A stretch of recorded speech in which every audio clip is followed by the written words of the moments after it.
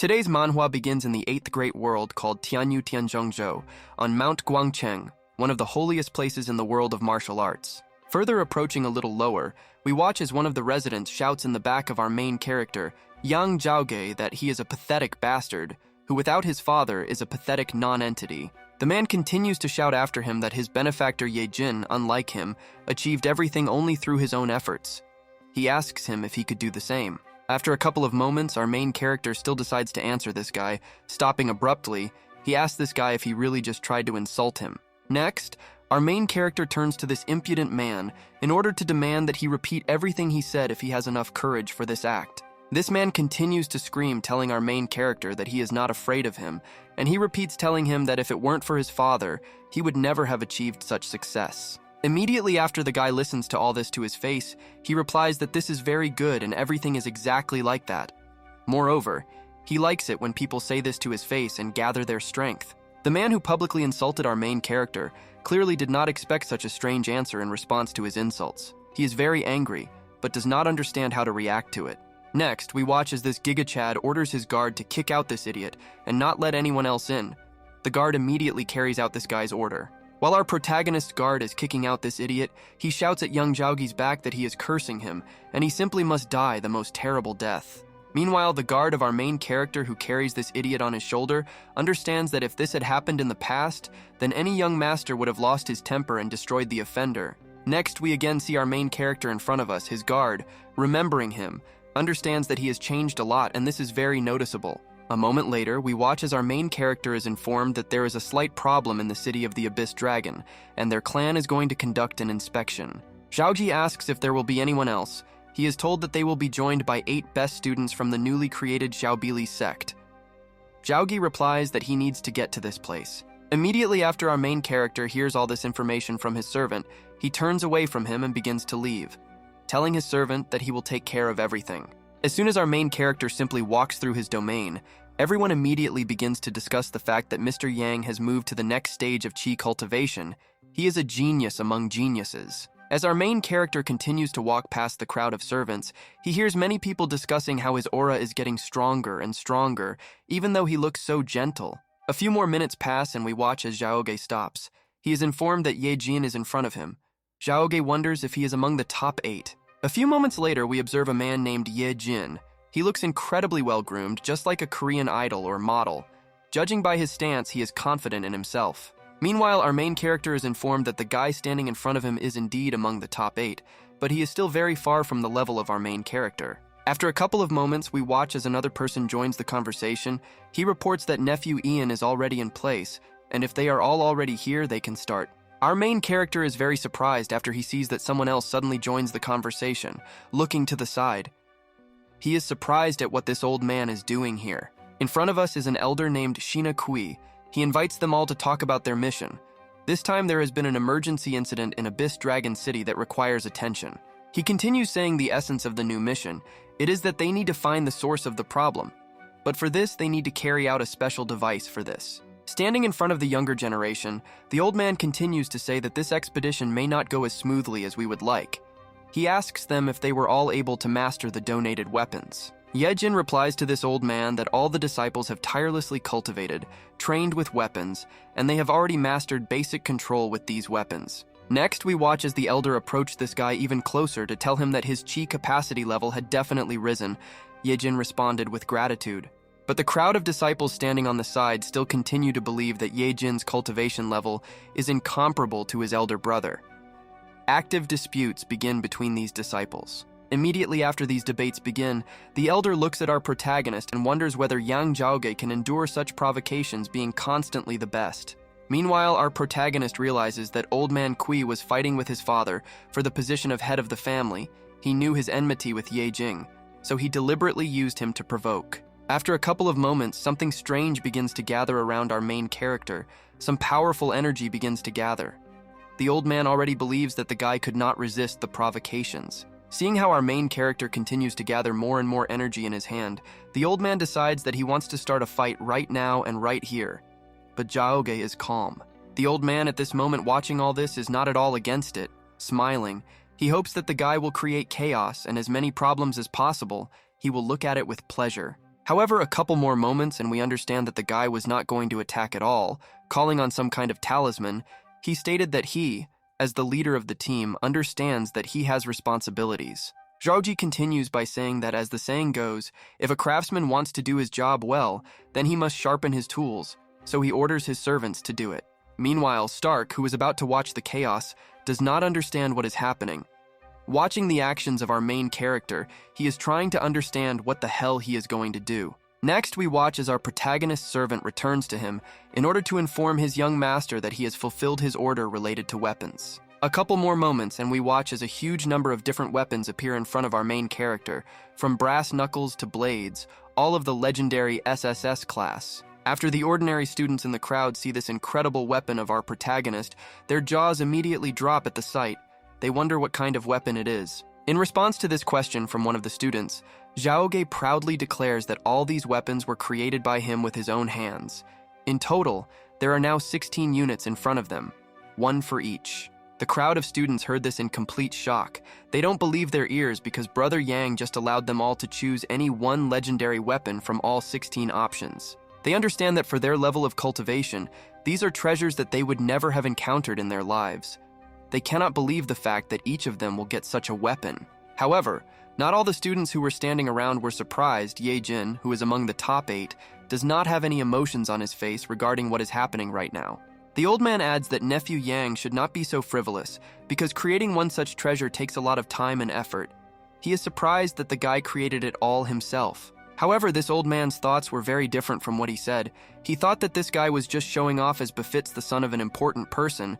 This kid is still green, so he is safe. Meanwhile, our main character approaches this old man to tell him that what he said was true, but no one said that a closed crystal furnace would not work. The elder is completely shocked after he hears about the closed crystal furnace, but since the disaster, this technology has disappeared, including the blueprints and methods. This furnace and blueprints have become a legend. Meanwhile, Li Jiaogi replies that fortunately, when he went to his training, he was lucky to stumble upon an ancient manuscript that contained a drawing of a closed crystal furnace. But the truth is that during the first rebirth of this guy, when he got into the library before the Great Catastrophe, this crystalline furnace was very common and was no secret to anyone. Meanwhile, these two losers standing opposite our main character have absolutely nothing to say, because he surprised everyone very much by the fact that he has the crystal chain technology, forgotten by everyone. Zhaoji continues saying that once he finished with another crystal stove, he will definitely give it to the sect, so the elder can be sure that he will share it. Meanwhile, the elder continues to stand in complete shock. He understands that this guy standing in front of him is definitely planning something. Ye Jin cannot remove his gaze from him. The elder continues to understand that something is wrong, because first the guy gives away treasures and then a closed crystal furnace. This is not at all like him, and even the provocation fails. This old man continues to look at our main character, realizing that he has changed a lot during the time he was away. It's as if he has become a completely different person. Meanwhile, our main character understands perfectly well that he managed to take everyone by surprise, and the old man certainly did not expect this. Moreover, he could not even provoke him. Due to the fact that he and Yejing competed, he constantly spread rot on him. As a result, the reputation of the original owner of the body of our main aggro completely dropped his reputation to 0. Studying all these details, our main character understood that all this was similar and was the reason for their constant war. Based on this scenario, the guy realized that they were trying to make him a stupid character. Immediately after the realization, the guy breaks the scenario in front of him because he has unrivaled origins, wealth, and more wealth, and once again a lot of wealth moreover.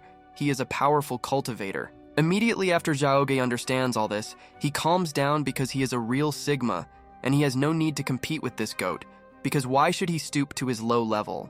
Having gone through 2 whole rebirths, our main character managed to see with his own eyes 2 falls of a great civilization. Hard work is his only way in the face of true strength. Meanwhile, the elder, realizing that our main character has changed a lot, says that nephew Yang is undoubtedly a support for Guangcheng Mountain. So the old man tries to continue his speech. But suddenly the guy interrupts the old man by asking him if he thinks that after he consciously confronts him in front of everyone, he will begin to hate his younger brother without thinking about him. Immediately after our main character made it clear to everyone that he is now a different person, he informed all the students that all the treasures had been collected and they could get ready to go on a mission. Meanwhile, 2 waifus begin to discuss our main character because Brother Yang is very cool. And at the same time, he treats them very well and does not spare the elders. Being the best, he is not arrogant. The left girl continues saying that it looks like Ye Jin will never be able to compare with brother Yang because they are at completely different levels. Meanwhile, Ye Jin is behind these two. This guy is not stupid after all, and he understands that our main character managed to win the hearts of people with his new image. Well, this doesn't bother him at all because the guy hasn't achieved anything with this. The course of events moves to some kind of cave. We learn that the 8th world is divided into 8 regions inhabited by people. They are called Paradise, Earth, Wind, Thunderstorm, Fire, Mountains, and Rivers. And also an area that, due to numerous unforeseen cases, is considered dead. It was this place that became the most dangerous in the world, and the nickname for this place is Hell, around the city of Smokeless Faults. After our main character finds himself in this place, he cannot help but notice that the city of the Dragon Abyss has changed beyond recognition in an instant, and the reason for this is still unknown. This crowd of students, led by our main character, continues to move. He orders them to be careful and not to touch the dark fog because it is extremely poisonous and dangerous. Meanwhile, our main character continues to move deeper and deeper through this cave. He realizes that this fog seems to live on its own. But is there any meaning to it? From the late Qi condensation stage to the earlier embodiment stage, the difference in strength is incredibly huge than compared to the middle Qi condensation stage to the late one. This knowledge can give him advantages. And when the Qi energy is released, those who emphasize defense in their training become very strong. Zhaoge remembered that if he began to absorb this fog, he could increase his strength. After a couple of moments, we watch as our main character abruptly stops and sits down in this poisonous fog in order to begin the process of absorbing this living poisonous fog. Immediately after the guy sits in the lotus position, he begins to absorb this poisonous purple gas with his mouth. He does it calmly and calmly. As soon as our main character does this, all the students standing behind are shocked. They do not understand what kind of technique this is. Moreover, this fog is poisonous. By doing this, he poisons himself. Meanwhile, Zhaoge realizes that if he changes the effect of the fog by directing evil spirits into his body, he can turn the poison into a valuable treasure, thanks to which he will be able to overcome the barrier. The students standing behind say that the Dragon Abyss city has become even more strange. They did not notice how much it has changed. Moreover, these poisonous fogs are too dangerous. Immediately after the guy finished absorbing the poisonous fog, he realized that his efficiency had increased 3 to 5 times, and the peak of Qi embodiment was getting closer. The path of ordinary mortals was not for him. But suddenly the attention of our main character was drawn to Ye Jin, looking at the strange ring that was on his finger. He realized that it did not at all look like an ordinary trinket. However, the guy is not going to dwell on this. The course of events speeds up a little, and this group moves further. The fog around dissipates, and a group of students finds themselves in the center of the abyss. Our main character informs the students that it is relatively safe here. This environment is ideal for the birth of new creatures, and everyone can move freely and look around. But immediately after Zhaoge conveys this information to his students, something strange happens behind him, and turning back, he sees a strange, golden, bright glow. Before us is a strange, magical white cat. The students ask Brother Yang what it is. Zhaoge replies that it is a white cat. He is fast like lightning, faster than any ordinary animal, but his character is gentle. The student asks our main character if he can take this cat for himself. Zhaoge asks if the students picked mint before the entrance, because cats really like it and he can use it. Immediately after Zhaoge informs her student about how she can get a pet, she takes mint into her hands to try to summon this pet. A moment later, we watch as this white cat is immediately surrounded by 3 students from the crowd. They all begin to play with this white cat with the help of the very mint that the cat is crazy about. But after a couple of moments, the attention of this white cat is sharply drawn to some strange body that lies on the top of some small rock. The white cat is surprised. Immediately after this white cat is convinced that this guy is really not moving, he immediately moves away from these 3 waifus in order to approach this body. But as soon as this poor kitten approached this body, the guy immediately came to life and caught this cat. He was happy because he managed to catch this cat on the advice of his older brother by pretending to be dead. Meanwhile, 3 beautiful girls who tried to catch this cat out of kindness are in complete shock because the cat thought that the person was in danger and tried to save him, but he acted so vilely. But the guy doesn't understand what he did wrong because this white cat is very stupid, so he shouldn't be blamed.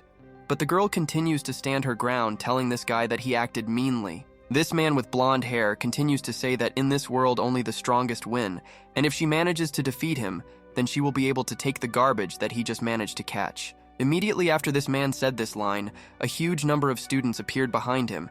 He replied that she could not defeat him. She might not even try, because her job was to give birth to children. Waifu, who was just going to take this white cat for herself, is simply shocked by the impudence of this blonde guy, because in addition to the fact that she lost the cat, she was called a pathetic incubator. Meanwhile, Zhaogi asks his guard if their opponents have a master, but in response to this, his guard immediately replies that he has not noticed him yet if he has one. Immediately after our main character realizes that there are no masters among his opponents, he innocently smiles and invites everyone to take their time and just enjoy the process. Meanwhile, the fair-haired man continues to tell his comrades from the sect that today they will show all the upstarts what it's like to meddle in their affairs.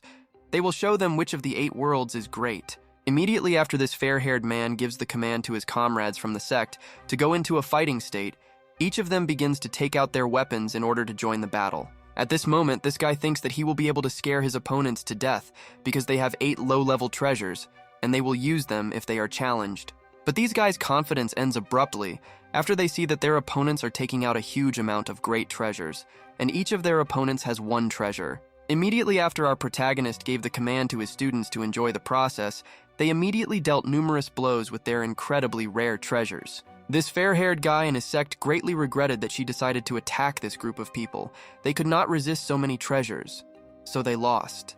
This man who suffered a crushing defeat asked the sect in front of him if they wanted their things. They were told that they just wanted to exact retribution for bullying them. After a couple of moments, something strange happens. Some voice from the side said that he was not surprised by the fact that Brother Ian likes to beat up fools. Everyone was ready. Next, we watch as some man whose name is Chiao arrives at the scene. The sect that lost the battle is very happy about his imminent arrival here. Immediately after this man known as Chiao appeared, he used some kind of magic to begin influencing the weapons in the hands of our protagonist squad. Next, we watch as Chiao continues to use his unusual spell towards the enemy sect squad.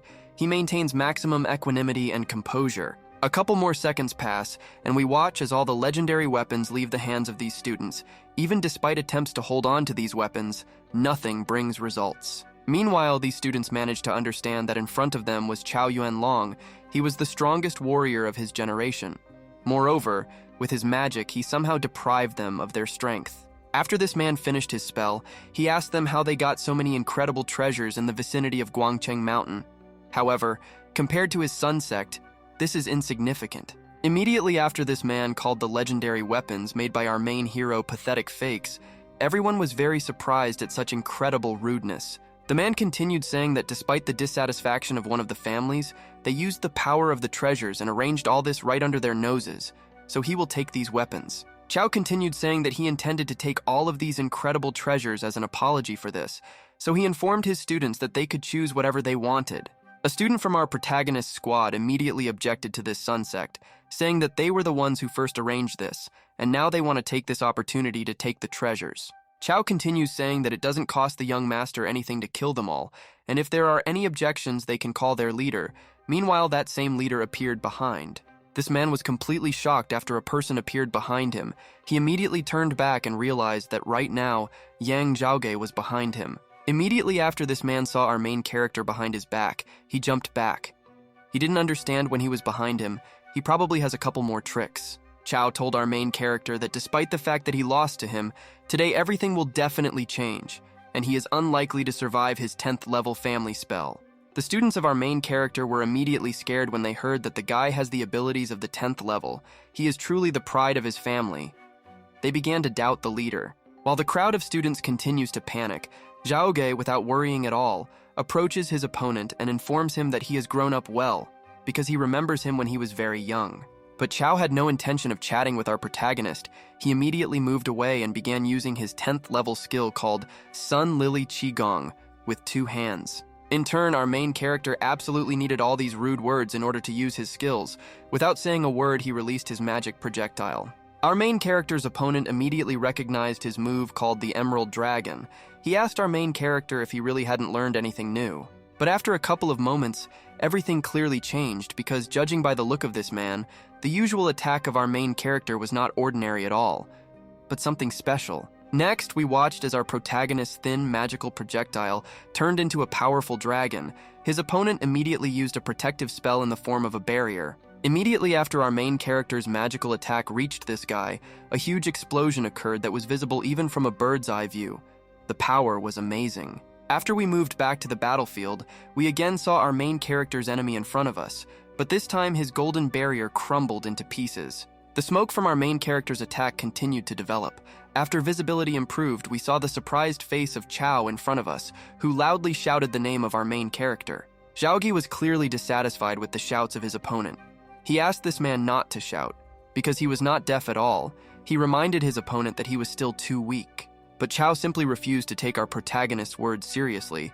Instead, he once again directed his attack at him, calling him an arrogant bastard. This time, Zhaogi allowed his opponent to attack. We watched as a huge golden hand appeared in front of him. In a couple of moments, this hand was about to attack. At this time, the disciples watched in amazement at Brother Chao's divine palm.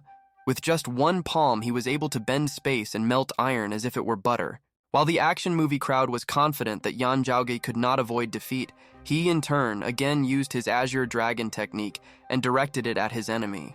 Immediately after the next attack of our protagonist collided with the attack of his opponent, a blinding explosion occurred once again that made it impossible to see anything.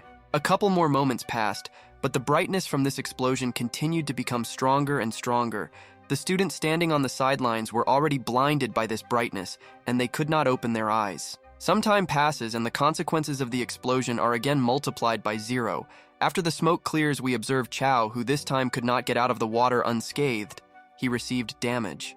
After this man realized that he had just received damage from our main character, he rushed out of his place in order to close the distance and engage in battle with Zhaoge.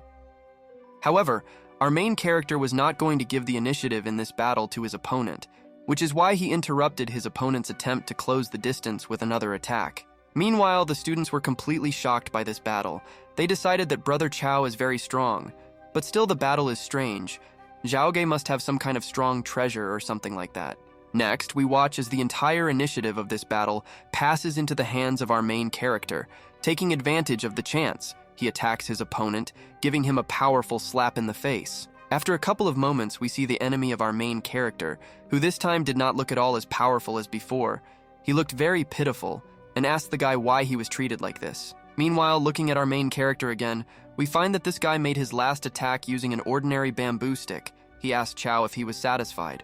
A couple of moments after Zhaoge made the final blow, everyone else also noticed that he had a bamboo stick in his hands, which means Brother Chiao was defeated with an ordinary bamboo stick. Meanwhile, Ye Jin, keeping a cool head in his thoughts, marveled at the fact that the fragile bamboo was able to withstand the spell. He wonders if Yang Jao was able to achieve the embodiment of Qi. However, after a couple of moments, this Ye Jin immediately abandons his thought, thinking that this is impossible because he has never heard of Qi embodiment masters possessing such a technique.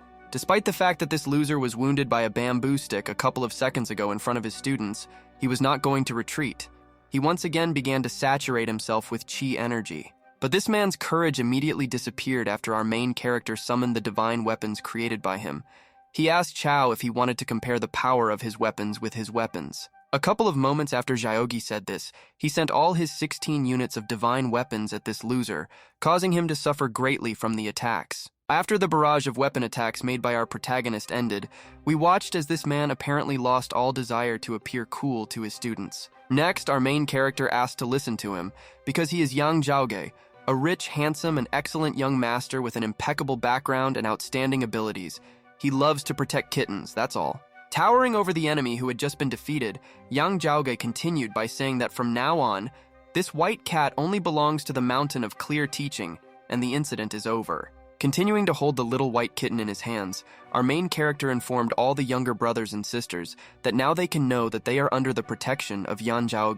But the guy also tried to clarify the situation by saying that if they disagreed, he intended to demonstrate what would happen to them, so Zhaoge attacked to the side. A couple more moments and we watch as a magical projectile fired by our main character crashed into a rock right next to his defeated enemy, probably making him shit his pants. After this, Gigachad showed everyone here who Daddy is. He pointed a finger at himself and said that they could convince him if he really disagreed. Meanwhile, this previously powerful, at least he considered himself so, Chiao was trembling with fear because he had just been incredibly close to death. He called Zhaoge vile. Immediately after our main character dealt with the problem in his own manner, he ordered his entire group to continue the expedition because their task was still not completed. At this moment, our main character is 100% sure that he is the coolest here, but he suddenly calmed down because he needs to behave like a real wise master. Immediately after Zhaogi decided that he needed to look his best at this moment, his students immediately appreciated it because Brother Yang is so handsome that his body seems to be shining. A couple of moments later, our main character informed his opponent that he had recently carried out a rather powerful attack, so he decided to ask him if he was injured after this, because he has medicine. But immediately after Zhaogi announced that he had medicinal herbs, one of the students approached him to tell him that she was injured, and her heart was beating very quickly. Our main character was not stupid, so he immediately understood what it was said.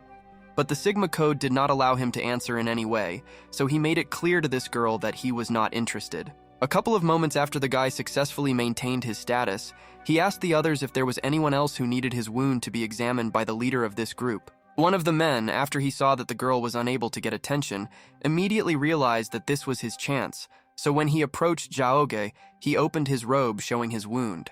But judging by the reaction of our main character to this was clearly not what he wanted to see at that moment, because blood even began to flow from his eyes from such a strange sight. At this strange moment, the course of events ends abruptly and we continue. When we move to the Mountain of Clear Teaching, everyone is already discussing the fact that Chao Yuanlong lost to the dragon technique of our protagonist. Many people know that this is true, because those watching this battle immediately reported this. This was good news because in none of their 3 battles was it possible to determine the winner. These unknown mysterious figures understand that this loss from our protagonist was very significant. They are going to contact Wu Lingqi in order to intercept Yang Jao.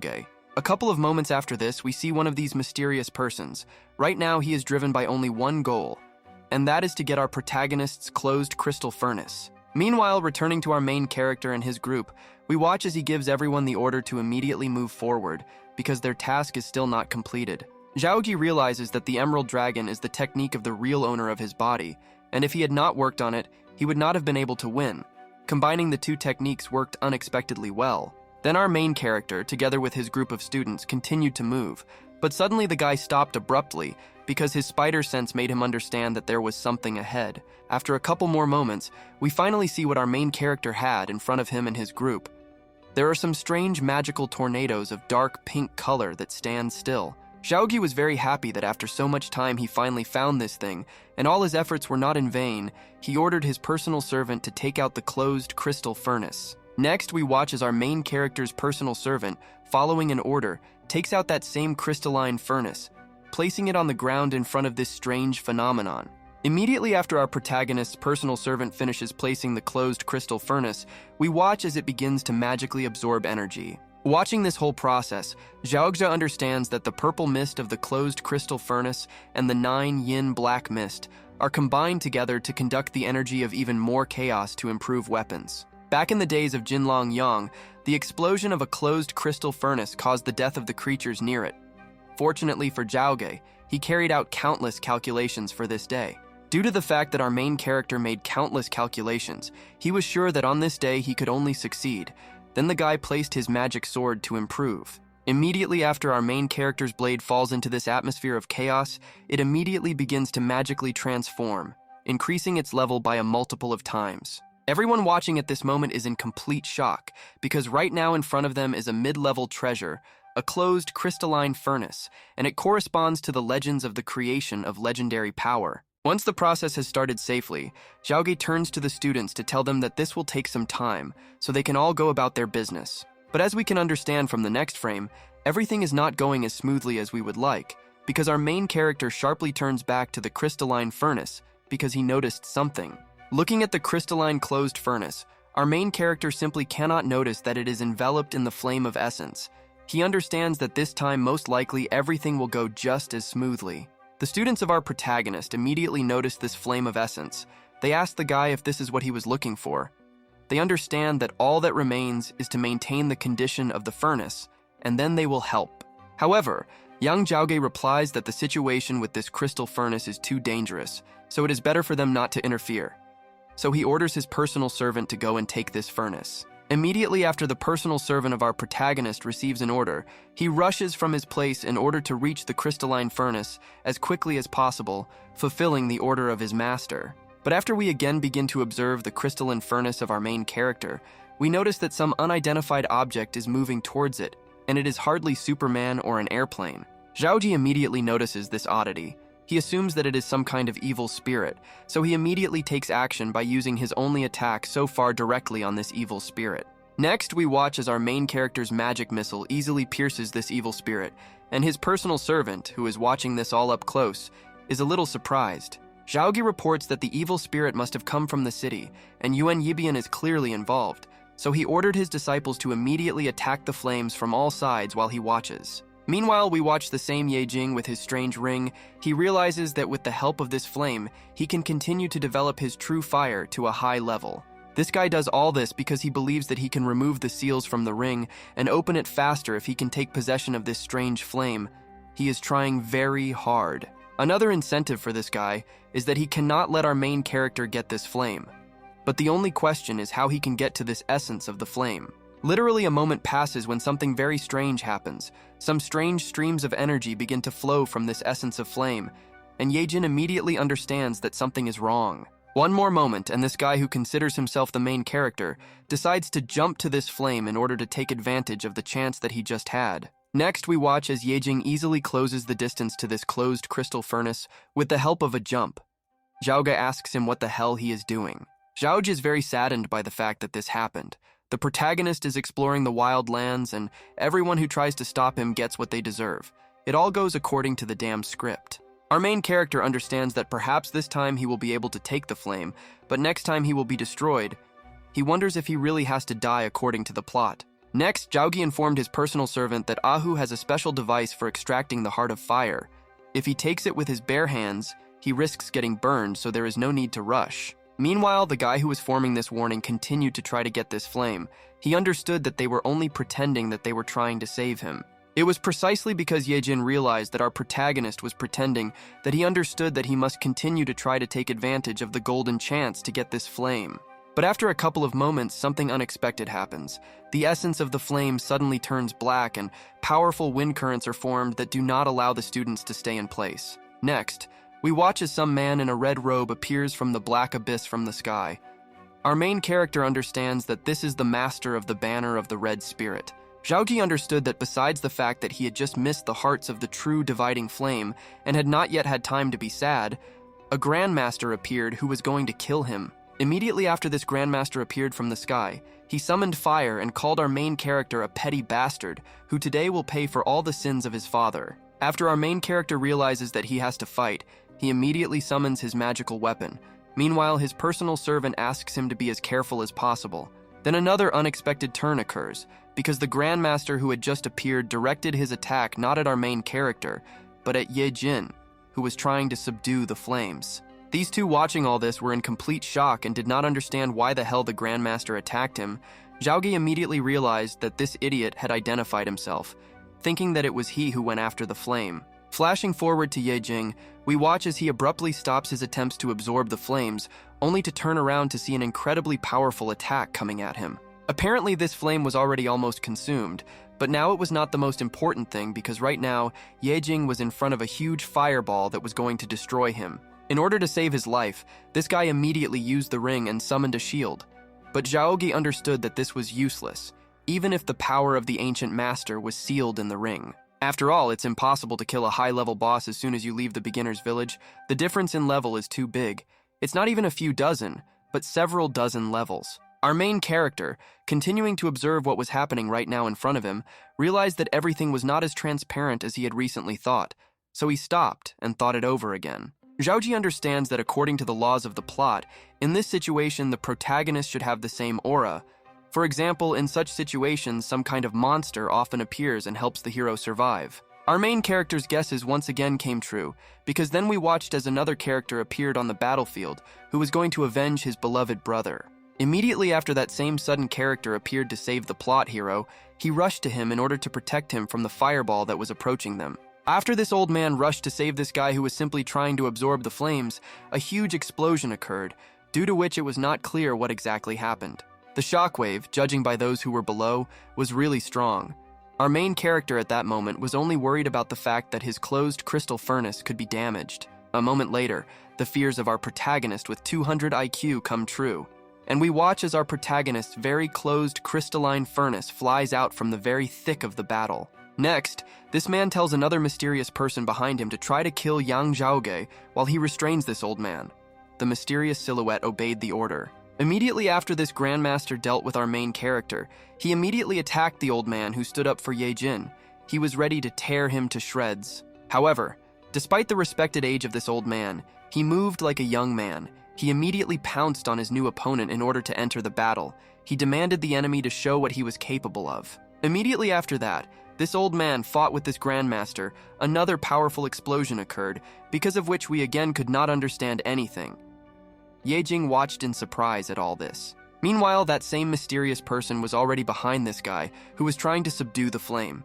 He was already preparing to deliver a critical blow to the back. After a couple of moments, this guy realized that he was in complete shit. He immediately turned around after hearing the remark, in order to see who dared to come behind him. But it was already too late, because immediately after Ye Qing turned back, he received a powerful blow from an open palm in the back, which forced him to rush tens of meters. Even though this man was supposed to be the main character of this story, this blow was enough to remind him that he is not the king of this world, as is usually the case in mangas. Our main character, together with his students who at that moment were watching what was happening, cried out the name of his younger brother Yi. They wondered if these were the great depths of the abyss. Zhaoji understood that if he had to choose between a battle with the Grandmaster and falling, then the second choice for him was the chance to survive the battle with the help of some kind of acrobatic technique. Because for the plot hero, it is easy. However, despite the regular forecasts of our protagonist, this time everything was not as obvious as before. Ye Qing at that moment was completely at a loss and did not understand what to do.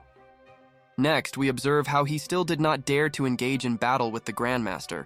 Instead, he went into an open fall into a gorge in which there was an incredibly strong flame. Looking at this incredibly powerful explosion, our main character immediately realized that most likely all these were the consequences of the explosion of his closed crystalline furnace, which also fell into the gorge. However, despite the deplorable situation, we move to the very bottom of this gorge and see this guy safe and sound. He stands at the very bottom as if nothing had happened. He is covered in abrasions because this fall was not a joke at all. The first thing he did after he fell was to use his loud voice to shout the name of our main character. In response to this, our main character asked the guy why he was yelling so loudly. He asks him not to think that he threw off his stove in order to crush him, because he actually feels sorry for the stove. But after our main character decides to take a closer look at what is happening at the very bottom of this gorge, he notices something interesting with the help of his eagle eye. Taking a closer look at Ye Jin, who is standing in the fire at that moment, he sees some strange silhouette behind him. He immediately concludes that most likely it is Ye Jin's soul or something like that. Immediately after our main character realizes that something has happened here, he again draws attention to the strange ring on this guy's thumb. It is somehow connected with this. Continuing to think with the help of his critical thinking, the guy understands that this ring most likely saved him, which means that the king's return is postponed for some more time. But strange and unforeseen events continue to occur. Zhaoge notices some strange air currents. It seems that vibrations of the fog in the abyss have raised a spark of the separation flame. Zhaoge also wonders why the medallion is so similar to Ye Jin's ring. A certain power flows in it, similar to the power of the ancient ice sea sword that existed even before the Great Destruction. The strong martial artists who practiced with this sword were called Northern Sea Dragons and Ice Martial Artists. He wondered if it was possible that the medallion belonged to the Dragon Clan. After a couple of moments, the detective thoughts of our protagonist are abruptly interrupted, because he understands that now there is no point in rushing to conclusions, because he can figure it out when there is time. Zhaoge tells his students that no one expected that something like this could happen to junior brother Ye, but he doesn't think that he is easy to kill, so they will take advantage of this by returning back. Despite the fact that our main character has already made a conclusion and given an order to his students, he is again interrupted by some unexpected event. The same old man who was supposed to be detained flies past. Continuing to fly straight towards Ye Jing, he calls everyone from the Red Spirit banner nobodies, because if something happens to his brother, he will never spare any of them. Our main character is completely perplexed by what is happening. The only question that sounds in his head is, who the hell is this strange old man who is throwing himself down? However, Despite all these active events, the course of events is interrupted and we continue. Being in the city of Lin Yuen, which is located in the dynasty of the Eastern Dance, life goes on at its own pace. Next, we see in front of Xu Xuan, the deacon of the city of Lin Yuen. He tells the guy that he cannot give him anything valuable in return. Their local specialty is these cloud stones, so he offers them. Another moment later, we see that the person who was talking to this old man was our main character. He tells the elder that he is too kind and he shouldn't bother so much. At this moment, our main character's thoughts are that he has been resting in Lin Yuan in recent days, but he is too close to the Dragon Abyss City, so he needs to do something about it. Next, our main character reaches into his pocket in order to pull out from it the very stone that he took out from the last mission. Looking at it, he understands that it conceals a great secret. A moment later, our main character asks his interlocutor if it is true that the stone he is holding in his hand is from the Valley of Spiritual Meters.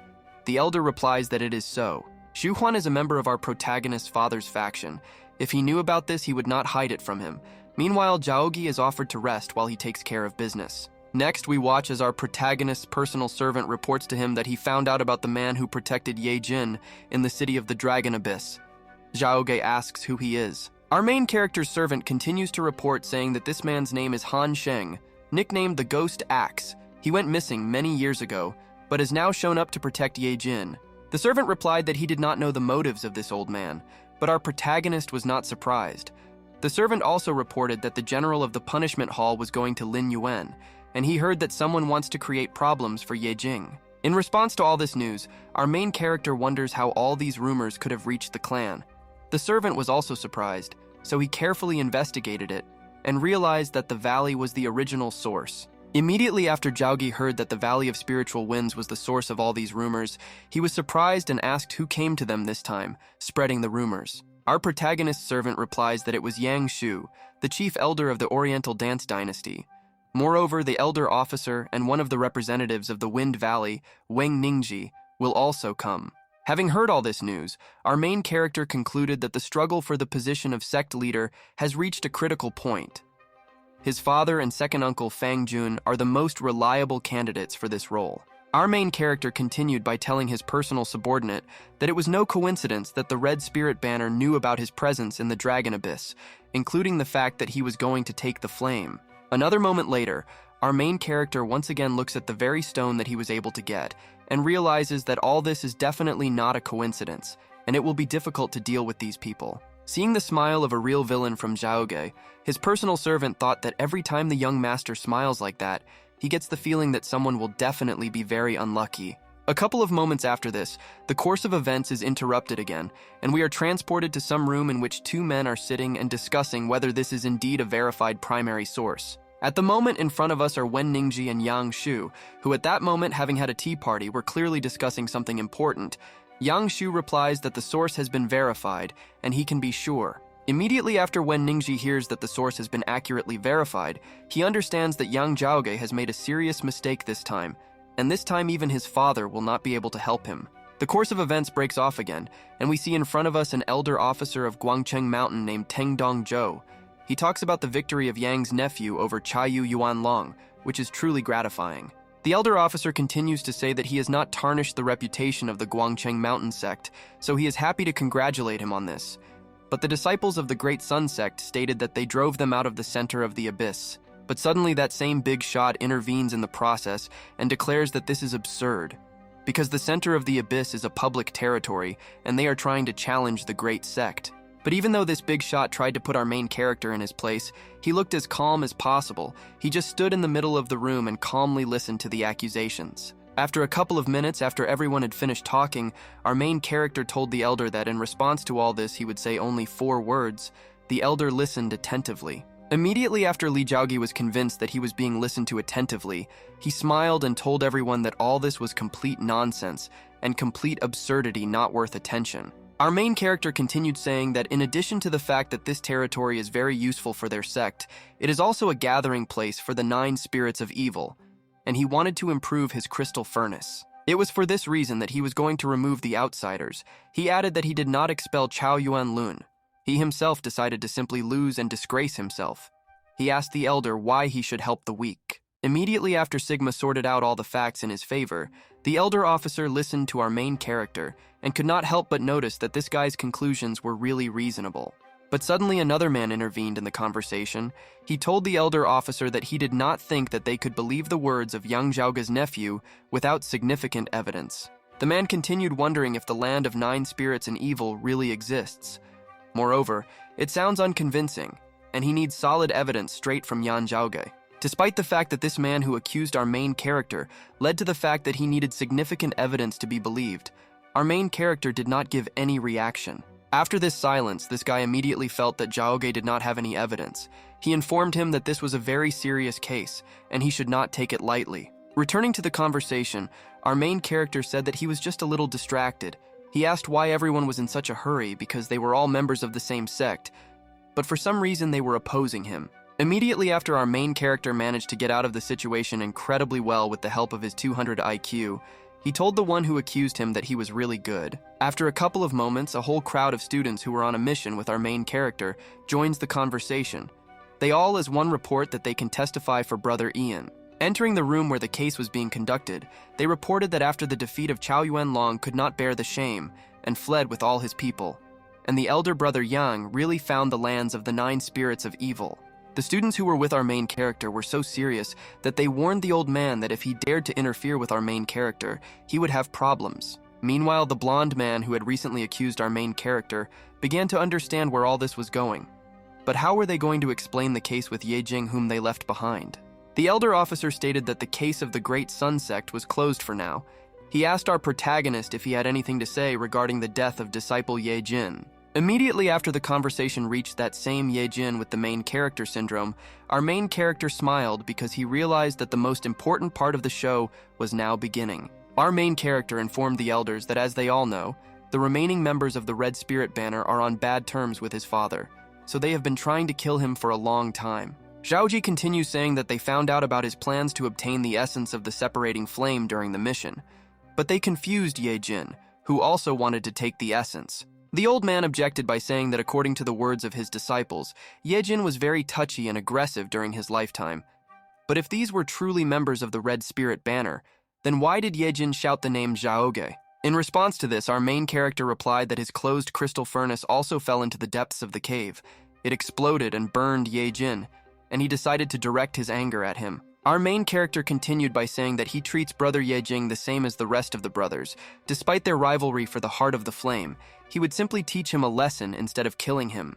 Zhaoji continues saying that moreover, younger brother Ye is not dead at all, because he has treasures with him that protect his soul, so sooner or later he will be able to come back. But the old man who tried with all his might to blame our main character could not be convinced by such factors. He asked our main character what would happen if he still did not return. In response to this, our main character turned around and told the old man that he could use the returning light of the bloody soul because nothing could resist him, and this would definitely help. He again informed Elder Yan that he explained everything to him in detail, but even despite this, he clung to him because he believes that he was planning to unite with his father's enemies by harming the student. The old man tried to re-accuse our main character, but suddenly the elder officer suggested that they all leave further discussions because he believes the words of Yang Jao's nephew. Immediately after the charges against our protagonist were dropped, he stated that he wanted to talk about the person who told him about the sect's plans, about the elder deacon from the Valley of Spiritual Winds, Wen Nengji. After our main character immediately changed the topic of conversation, after all charges were dropped from him, he said a name that probably said something to these idiots sitting here. In response to this raising of the topic by our main character, the old man said that Wen Nengji reported to him, and he told everything to the sect. This matter is under his responsibility, so it's hard to disagree with him. Our main character replied that he suspects that Wen Nengji betrayed their clan and contacted their enemies, and it seems to him that he is giving away information about him not only because of the internal problems of their sect. After such a daring accusation, the same fair-haired man told Yang Jaoge that he could not do anything thanks to the support of his father. Jaoge replied that they should just believe their eyes. Immediately after they tried to accuse our main character again, he simply took out that strange stone from his robe. He asked everyone who was around to look carefully. After the elder officer saw this stone from our main character, he warned him that the cloud stone would explode if it was directly crossed with the martial master's chi energy. In response to this, our main character continued to hold this dangerous stone in his hand, telling the elder officer that he should not worry because there would be no explosion while he had it in his hand. But after a couple of moments, some strange processes began, because the magic stone that had previously been in the hands of our chief soared into the air and its aura became more and more powerful. Immediately after all these trio of observers saw this, they immediately realized that this was a truly unusual cloud stone. 100% something very important was hidden in it. A couple of moments after our main character made it clear to everyone that this was no ordinary stone, he asked his personal servant Ahu to give him the phantom spirit grass. He immediately did so. Then we watched as Ahu handed over that very herb to our main character. The old man watching this understood that this herb loses its properties after it is boiled into juice. Immediately after this strange herb turned into juice reached our main character, he asked everyone present to carefully watch him. He was going to immerse the stone. It would seem that this herb should have lost all its beneficial properties after it was turned into juice, but when the stone was immersed in this juice, something unexpected happened. Immediately after our main character did this, those who were most wary were the very two people who tried most to accuse our main character. A couple of moments after this, the same old man interrupted the silence. Noting the strong aroma that dissipated throughout the room, he suggested that this thing turned out to be emerald essence. With the help of this emerald essence, the restoration of weapons and various medicines becomes much more effective, so that it is a priceless treasure in the entire Eastern Tang dynasty. Everyone was in complete shock after our main character managed to obtain this incredibly rare resource. They could not even imagine that Big Brother Ian would get it this way. The elder officer at that moment also could not contain his surprise. Immediately after this event, he told our main character that this was simply excellent and amazing. Next, our main character answered the elder that he was flattering him because he was lucky enough to discover this secret. But despite this, one strange thing haunts him. Our main character continued by saying that most of the cloudstones created in the Valley of the Wind were sold to the Flame region in which the Great Sun Sect is located, which is strange. In response to such a witty accusation, Starkey replied that this was the first time he knew about this method, because it's bad that Ning sells stones abroad, but he can't be blamed for it if he didn't know about it. Meanwhile, the same Nim, who had already managed to become alarmed, said that he really didn't know about this method, but fortunately he is now aware because his nephew John told him about it. However, despite Nin's pathetic excuse, our main character, turning to the elder officer, said that whether it was negligence or concealment remains only for the elder officer. Immediately after Yang Jao, switching to the language of fact, said all these facts and summed up the evidence, a depressing silence hung in this room because Jao went on the attack. After a couple of moments, the elder officer finally broke this silence by telling everyone to convey his order that from now on the entire Valley of Spiritual Winds is subject to inspection, including Chai Wen and Ning Ji. Absolutely everyone at that moment who was in this building was in complete shock from such a decision from the elder officer. Only our main character, who stood in the middle of the room, did not change in mood. Our main character asked the old man if he would just sit and wait for inspection with such importance of the valley. The old man asked Zhao how he dared to interfere in the affairs of the elder deacon like that. But in response to this, our main character answered Elder Yan that he was doing this for his sake, because only in this case his own people would not begin to suspect him. Immediately after our main character once again explained everything in the language of facts, Elder Yan admitted that this was logical, in which case Wen Ningji was temporarily removed from his post. Meanwhile, Wen Ningji was sitting in his place very dissatisfied, but after our main character, taking all the initiative, turned the course of the matter around and decided everything, he was only forced to agree. The old man informs our main character that he, as the leader of the group, allowed a student to disappear in an unknown territory, which is bad, but he revealed the secret of the Cloudy Stone, which is an achievement. Elder Yan continues to tell our protagonist that achievements cannot correct his mistakes, just as vice versa. In the near future, he will be given formal rewards and punishments. This time, our main character is not going to argue with anyone. He simply listens to all this, closes his eyes, and answers Elder Yan that he understands everything and has no objections. Immediately after everyone heard that our main character was not against this turn of events, this elder announced that everything had been decided, and from now on, everyone could be free. Despite the fact that the case was closed successfully, we watch the same guy who lost his title during this process. He tightly clutches the chair on which he sits from anger. This guy with long blonde hair can't contain his anger. The only thing he can say at this moment is to furiously say the name of our main character through gritted teeth. Next, we watch as our main character is informed that because of him, 2 elder deacons have already lost their posts. And this really makes one wonder, Immediately after our protagonist's personal servant tells him this, he tells Ahu that he has already noticed that he is not such a good person as he might seem. In response to this, Ahu, awkwardly scratching the back of his head, asked his master what he was talking about, because all he knows is that if no one bothers his master, then he won't bother anyone either. Immediately after our main character heard his personal servant, he closed his eyes contentedly and realized that this young man was able to understand him as correctly as possible. Ahu continued telling his young master that these immortality pills are his reward from the sect, and he is also allowed to visit the 3rd floor of the ancestral arsenal of the Holy Scriptures. Even though our main character was brought treasures, he got up from his seat and asked the servant to stay here and not bother him, because now he needs to be alone for a while. Despite the rather clear order of our protagonist, his personal servant still asked his young master why he suddenly needed such unexpected privacy with himself. Immediately after our main character heard this question, he turned to Ahu and told him that he still wants this to remain a secret, that he will not reveal yet. At this point, the course of events ends abruptly, and the passage of time accelerates for a whole half a month later. At this moment, our main character masters and hones the technique of the 6 great spirits. After a couple of moments, we watch as our main character abruptly ends his training in comprehending this technique. He suddenly opens his eyes because he understands that everything is ready. Looking at his hands, the Gigashat understands that the technique of the 6 spirits and the technique of the 6 paths are the best martial arts techniques from the collection of the shrine before the time of great destruction that he found.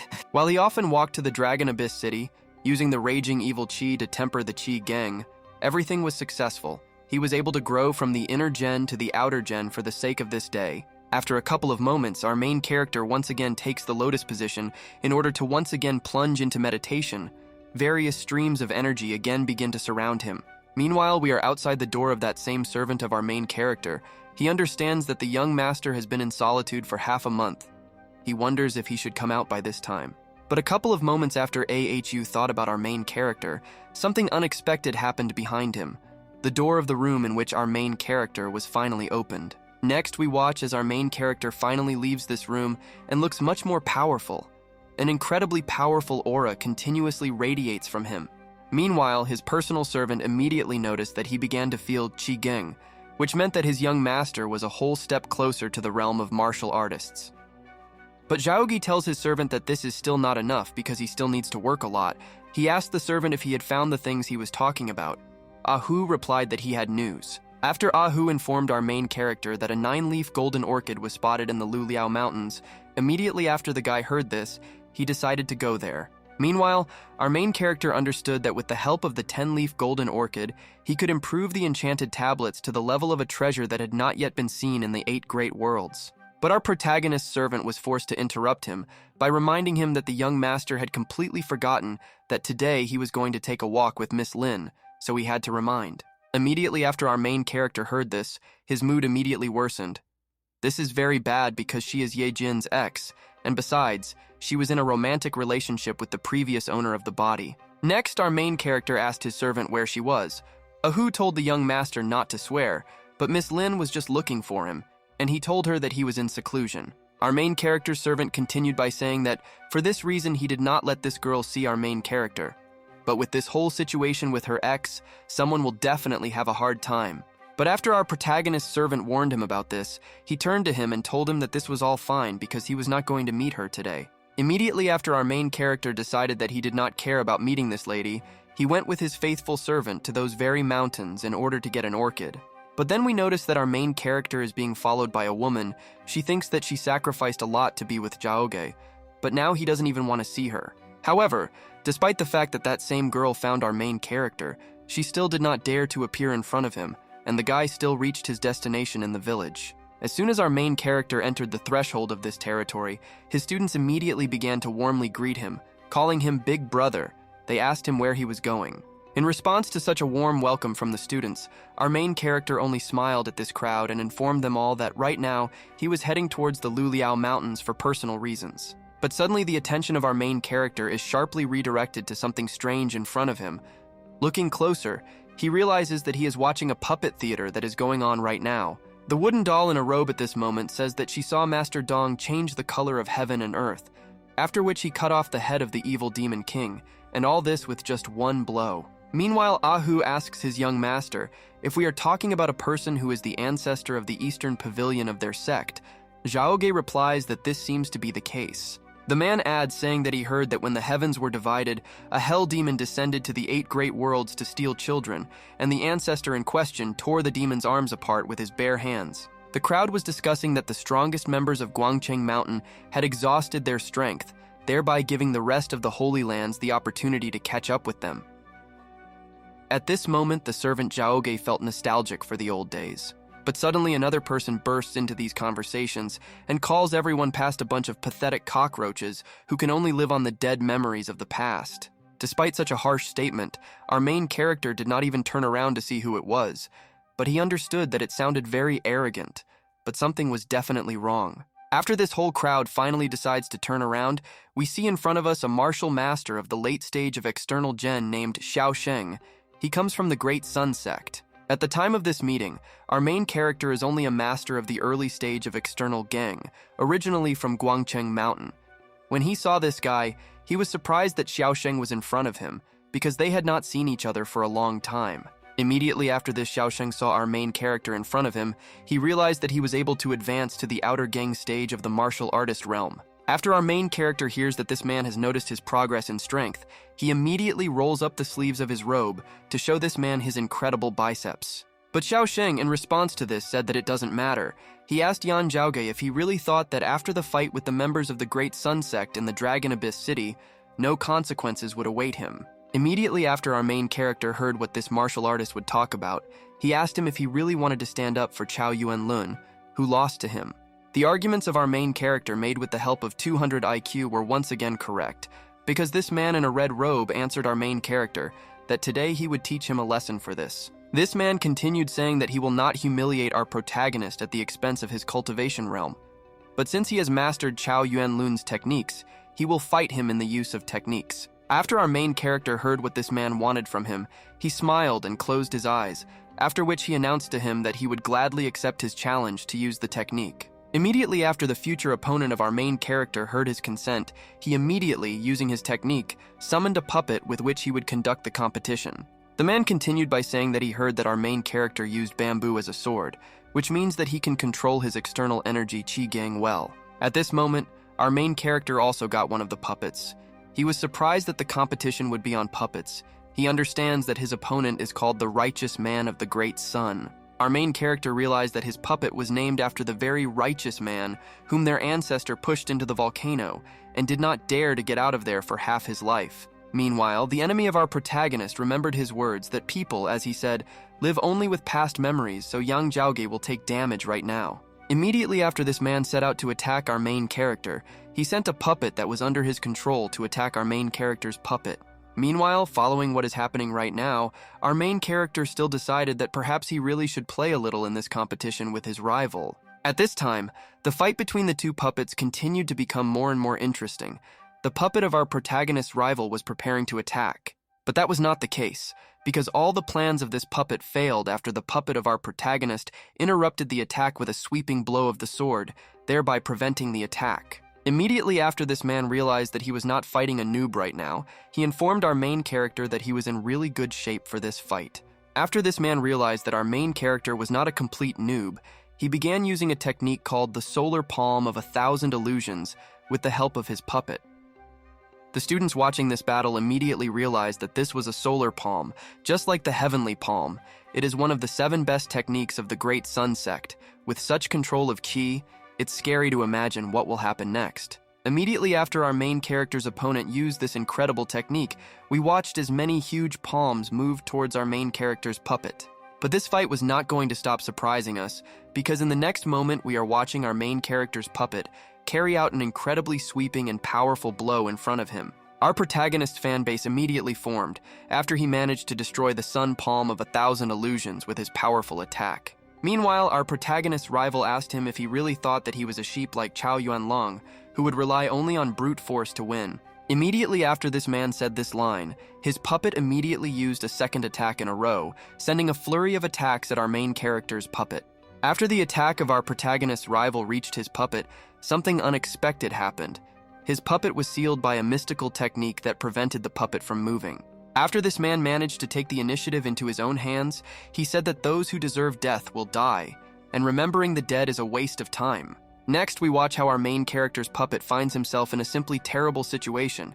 He cannot move, and an enemy puppet is approaching him. However, it was not over yet, because our main character used the same technique as him.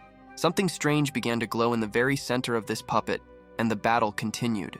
Immediately after our main character's puppet managed to use this strange skill, he immediately freed himself from the control technique and was ready to carry out a retaliatory attack. Then something unexpected happened, and everything happened incredibly quickly. One moment later, the blade was right at the throat of the puppet of this man in a red robe. Meanwhile, the same man watching the outcome of the battle was in complete shock, because just a couple of moments ago, he was completely confident in his unconditional victory in this confrontation. One more moment and we finally see for ourselves what happened on the battlefield of the puppets. We see that our main character's puppet closed the distance and pierced right through the enemy. Our protagonist's opponent clearly began to realize that he had completely screwed up, as we watched as his puppet slowly began to crack after receiving this blow. Meanwhile, the audience realized that the great sun puppet took the blow to collapse along with the Oriental Master's doll. Shang planned all this, and thus it all ended in a draw. After the puppet fight ended, Shang announced that their puppets were indeed destroyed, but he managed to admit that his puppet broke first, and that is what matters. After the outcome of the battle was already clear to everyone, our main character uttered an unexpected remark. He told his opponent that in fact he agrees that people should not live in the past. Immediately after Shang heard his own line from our main character, he was very surprised and for some time could not say anything out of surprise because he did not think that his opinions were shared. Breaking the silence, Shang told our main character that he is really good, and he admits that he underestimated him, but finally he added that he has yet to meet him. In response to this, our main character only smiled and said that in this case he would wait. Zhaogi understood that Shang was strong, and if not for the technique he used, he would not have been able to pierce him. After this fight ended, everyone began to call our main character very strong, because even Shang could not defeat him. They also thought about, why don't they go with him to the mountain? With the help of this victory, our main character managed to once again win the hearts of the students. Meanwhile, a student she already knew approached our main character, asking him to take them all with him to the mountain. In response to this, our main character smiled and replied that he did not mind if they wanted to go with him, but he still asked them if they thought that they were too weak for such a place. The student replied that she was ashamed to admit, but she thought that they were really too dependent on the instructions of the young master, which is why they were so lazy. They thanked for the enlightenment. Immediately after our main character gave his students a life lesson, he called his personal servant named Ahu and informed him that they were continuing to head to the mountain. One more moment and we are watching the woman who was again watching our main character all this time. This is the same woman who wanted to meet Li Zhaoge. At this point, the course of events abruptly ends and continues when the scene of events is finally transferred to those same Luliao mountains. We see our main character on these mountains along with his servant. After a couple of moments, we see the servant of our protagonist who is holding grass in his hands. He informs his young master that he managed to find the very grass that they came for. Our main character immediately took the 5-leaved golden orchid. Our main character thought that the two of them would be able to find a flower with an age of a couple of 100 years, but it looks like it's about 1,000. However, our protagonist's servant continued by telling his young master that while he was looking for an orchid, he accidentally stumbled upon a valley of glaciers. Zhaoge was very surprised to find glaciers in such heat. The servant continued saying that this is so, and the glacier valley is huge and it does not seem that it was formed naturally. Zhaoge decided that since they had already found what they were looking for, they could look. Immediately after our main character agreed to visit this strange valley of glaciers in such heat, we watched as a personal servant saw off his young master. A couple of moments after this, we see a truly glacial valley in front of us. There were huge blocks of ice in front of us, and they really existed and did not melt in such heat. Immediately after the two saw this sight, they initially froze in surprise. Li Zhaoge immediately invited his personal servant to go inside these valleys. Going down and continuing to approach this icy valley, our main character felt that dark currents were felt under the frozen river, and the roar of a dragon was heard. Continuing to move towards this strange territory, our main character informed his servant Ahu that apparently the bones of an ice dragon were probably buried in this place. Our main character continued by telling his servant that usually such glaciers are maintained in such heat precisely thanks to these spiritual bones which have amazing properties. Immediately after Ahu heard this from his master, he said that this is great, but he is afraid that only those who have reached the Grandmaster level can get these incredible bones. Our main character, in response to this, took out his artifact, saying that they can try something. This medallion was lost by Ye Jing, and it contains the spiritual energy of the ice dragon. Immediately after this, our main character threw this strange medallion that he took from Ye Jing into this block of ice. He was sure that he would definitely react to this layer of ice. After this mysterious medallion that stored spiritual energy touched this thick layer of ice, what they expected happened. The ice layer immediately cracked. But it didn't end with just one crack, because another moment later, this thick layer of ice literally exploded, and this explosion was several times larger than these two. While there was no surprise on the face of our protagonist in response to this, while his personal servant standing behind could not believe his eyes. Another moment later, we watched as the consequences of the explosion finally ended, and they saw the enticing entrance to the icy valleys in front of them. Zhao Ge immediately offered to go down. Immediately after our main character suggested that Ahu go down into the depths of this valley, the two immediately jumped down to begin research in order to get the bones. The dive of these two was a little longer than they expected, but after a couple of moments the two finally stopped, and our main character informed his personal servant that they were at the bottom. In front of our main character and his servant, there was a huge piece of bone. Looking closely at this, our main character immediately realized that in front of them was the tail of an ice dragon. Our main character at that moment did not want to waste a single second of his time. He immediately went up to this huge tail of the dragon, and taking out that same medallion, touched the tail. Immediately after our main character touched this part of the dragon, with the help of this medallion, it began to magically glow, and the entire skeleton of the dragon appeared in front of us. Meanwhile, the servant of our protagonist informed his young master that objects can be stored in this jade ice essence, which means they can be removed from there. However, all this did not end. Our main character, continuing the process of interaction with this skeleton, realized that there was something else near the head. He began to extract the spirit of the ice dragon. After a couple of moments, Li Zhaogi realized that the ice dragon's body was too long, so as soon as he set up to clear the bones, he ordered his servant to guard it. Next, we observed the other end of the skeleton of this huge ice dragon. We observed a huge head that was on the surface. The skeleton of the dragon's head had huge horns. After another couple of moments, we observed some girl in a pink robe and long brown hair. At this moment, she is busy meditating in the lotus position while in the water. Meanwhile, focusing on cleaning, our main character realizes that this person is very similar to him. She looks like the daughter of Tai Yin from the Great Sun Sect. He wondered if it was Meng Wan. A few years ago, a powerful sacred weapon appeared in the 8 worlds, which was known as the Crown of Tai Yin. Only a woman physically similar to Tai Yin could master the power inside the weapon.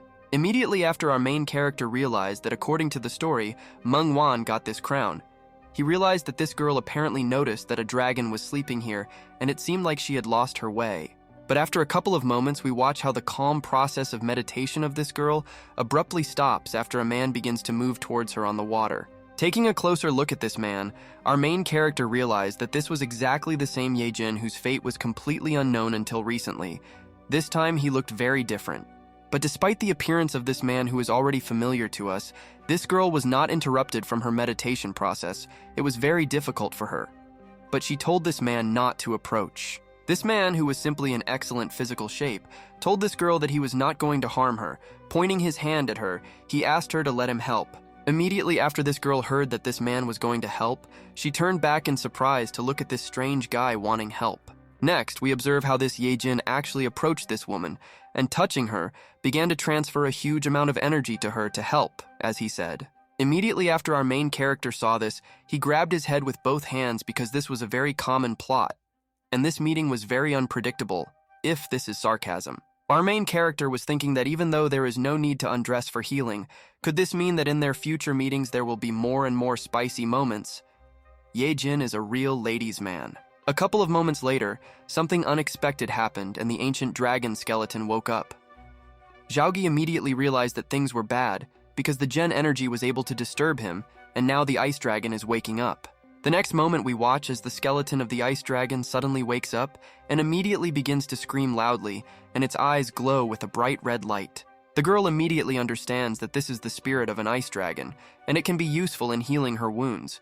And if she cannot absorb it now, then there will be no other chance at all. Meanwhile, on the other side of the dragon skeleton, our main character also understood that the spirit of the dragon had awakened, and if they began to simultaneously absorb it from different sides, he would begin to resist. Next, we watch as this girl immediately rushed to the skull of this ice dragon and immediately began to absorb it. From his eyes, you could understand that he was angry. But immediately after this girl tried to do this, blood began to flow from her mouth because at that moment our main character was also trying to absorb this dragon. She felt resistance. Meanwhile, Ye Jing, who stood and watched all this time, understood that Meng Wan had united with the consciousness of the ice dragon. And since he touched her hand, it seems that he saw the dragon's tail with his senses. A couple of moments after he used his divine sense again, he saw our main character in front of him. He immediately realized that right now Yang Jao had disturbed the dragon. Immediately after Ye Jing decided that in this way our main character was going to kill them, he immediately sank to the bottom along with the glaciers in order to reach the dragon's tail. After this guy plunged down, he immediately began to look for our main character. He shouted that wherever he went, he was constantly following him. Does this mean that they want to take him to the grave? At this moment, Ye Jing was incredibly angry. Because of the next appearance of our main character, this idiot interferes with him again and again, and he is not going to just leave it this time. Meanwhile, our main character also did not have any kind thoughts towards this Ye Jin, because he should be glad that they are now in different parts of this pond. But after a couple of moments, our main character changed his mind, because since he decided to call names, then why should he apologize because he can simply play the role of the villain to the end?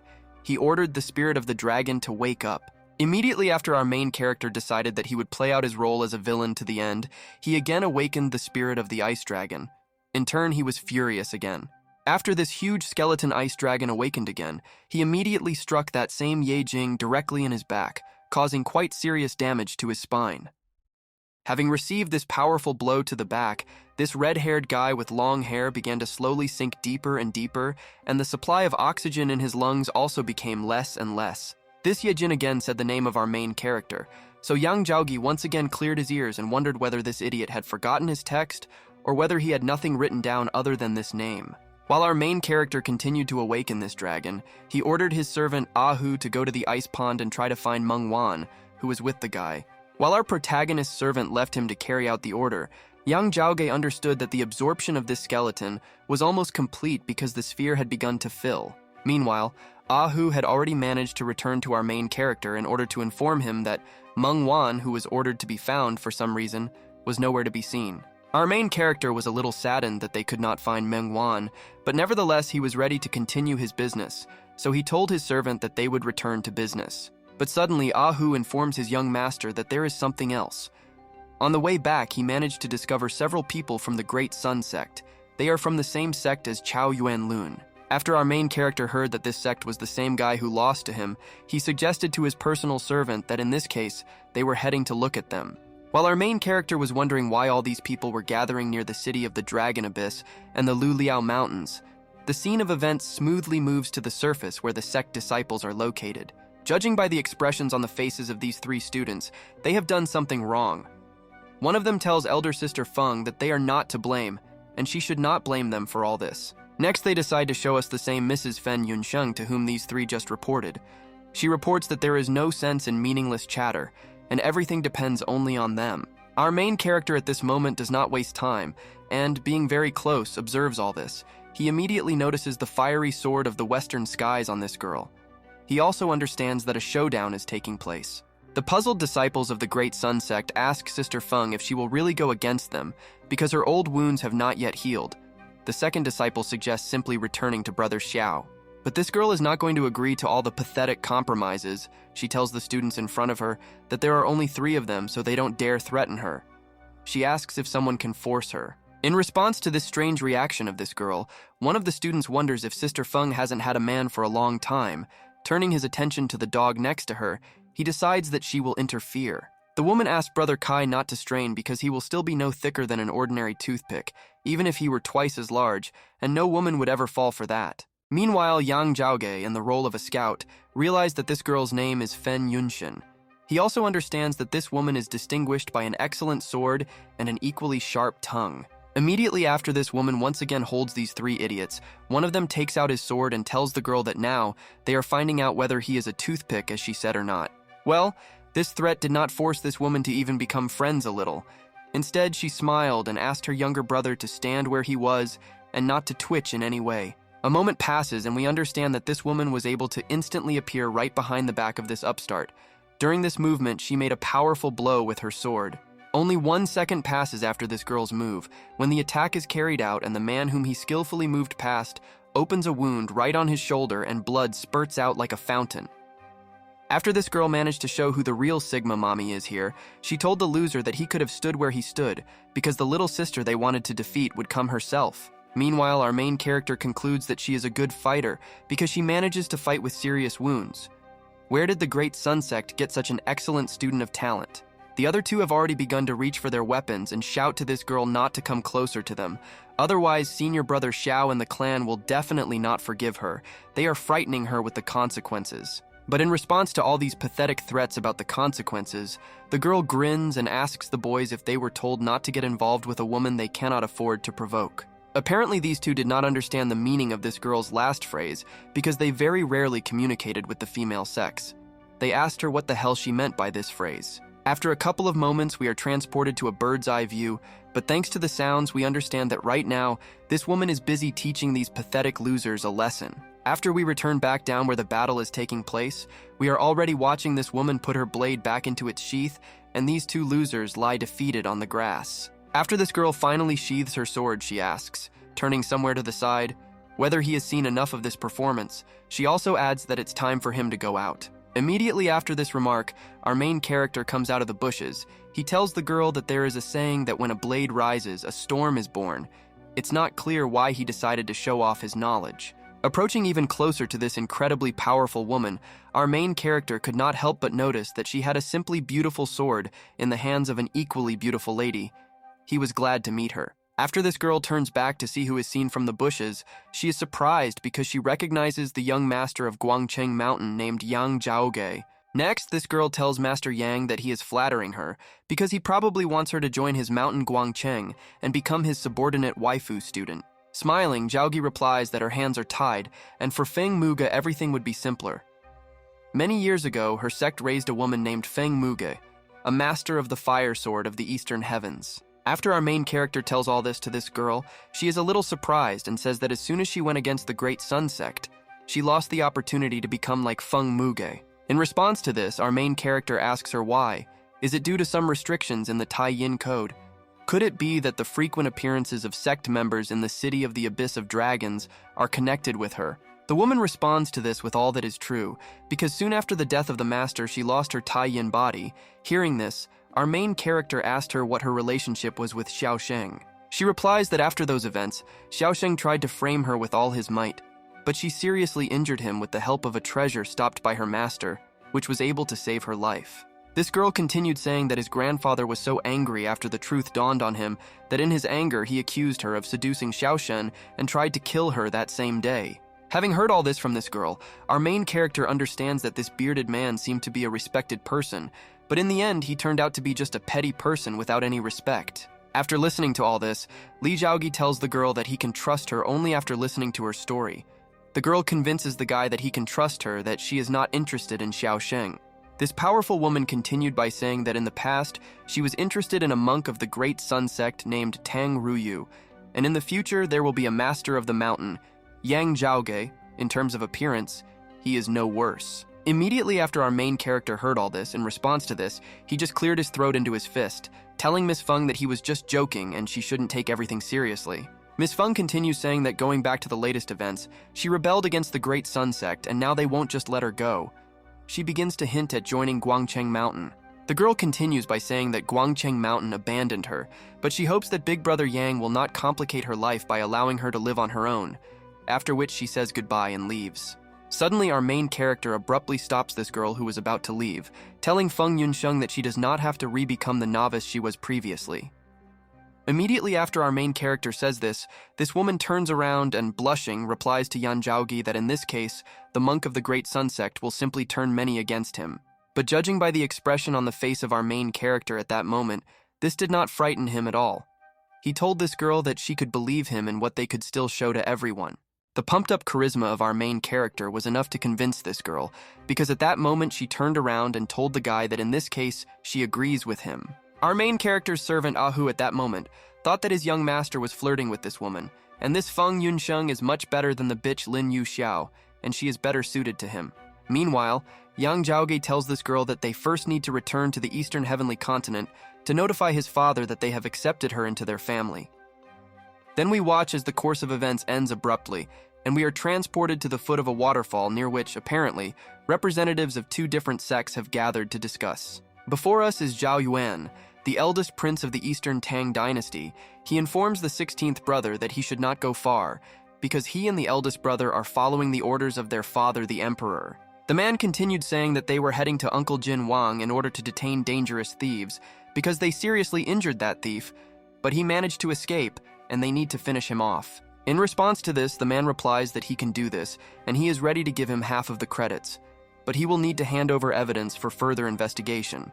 The man from the other sect continued by saying that that guy and the old man from the Ghost Axe definitely have something to do with the strange changes in Abyssal Dragon City, and father will not approve if they postpone the matter. Our main character, meanwhile, again finds himself in the bushes because, again, just passing by, he stumbles upon a conflict.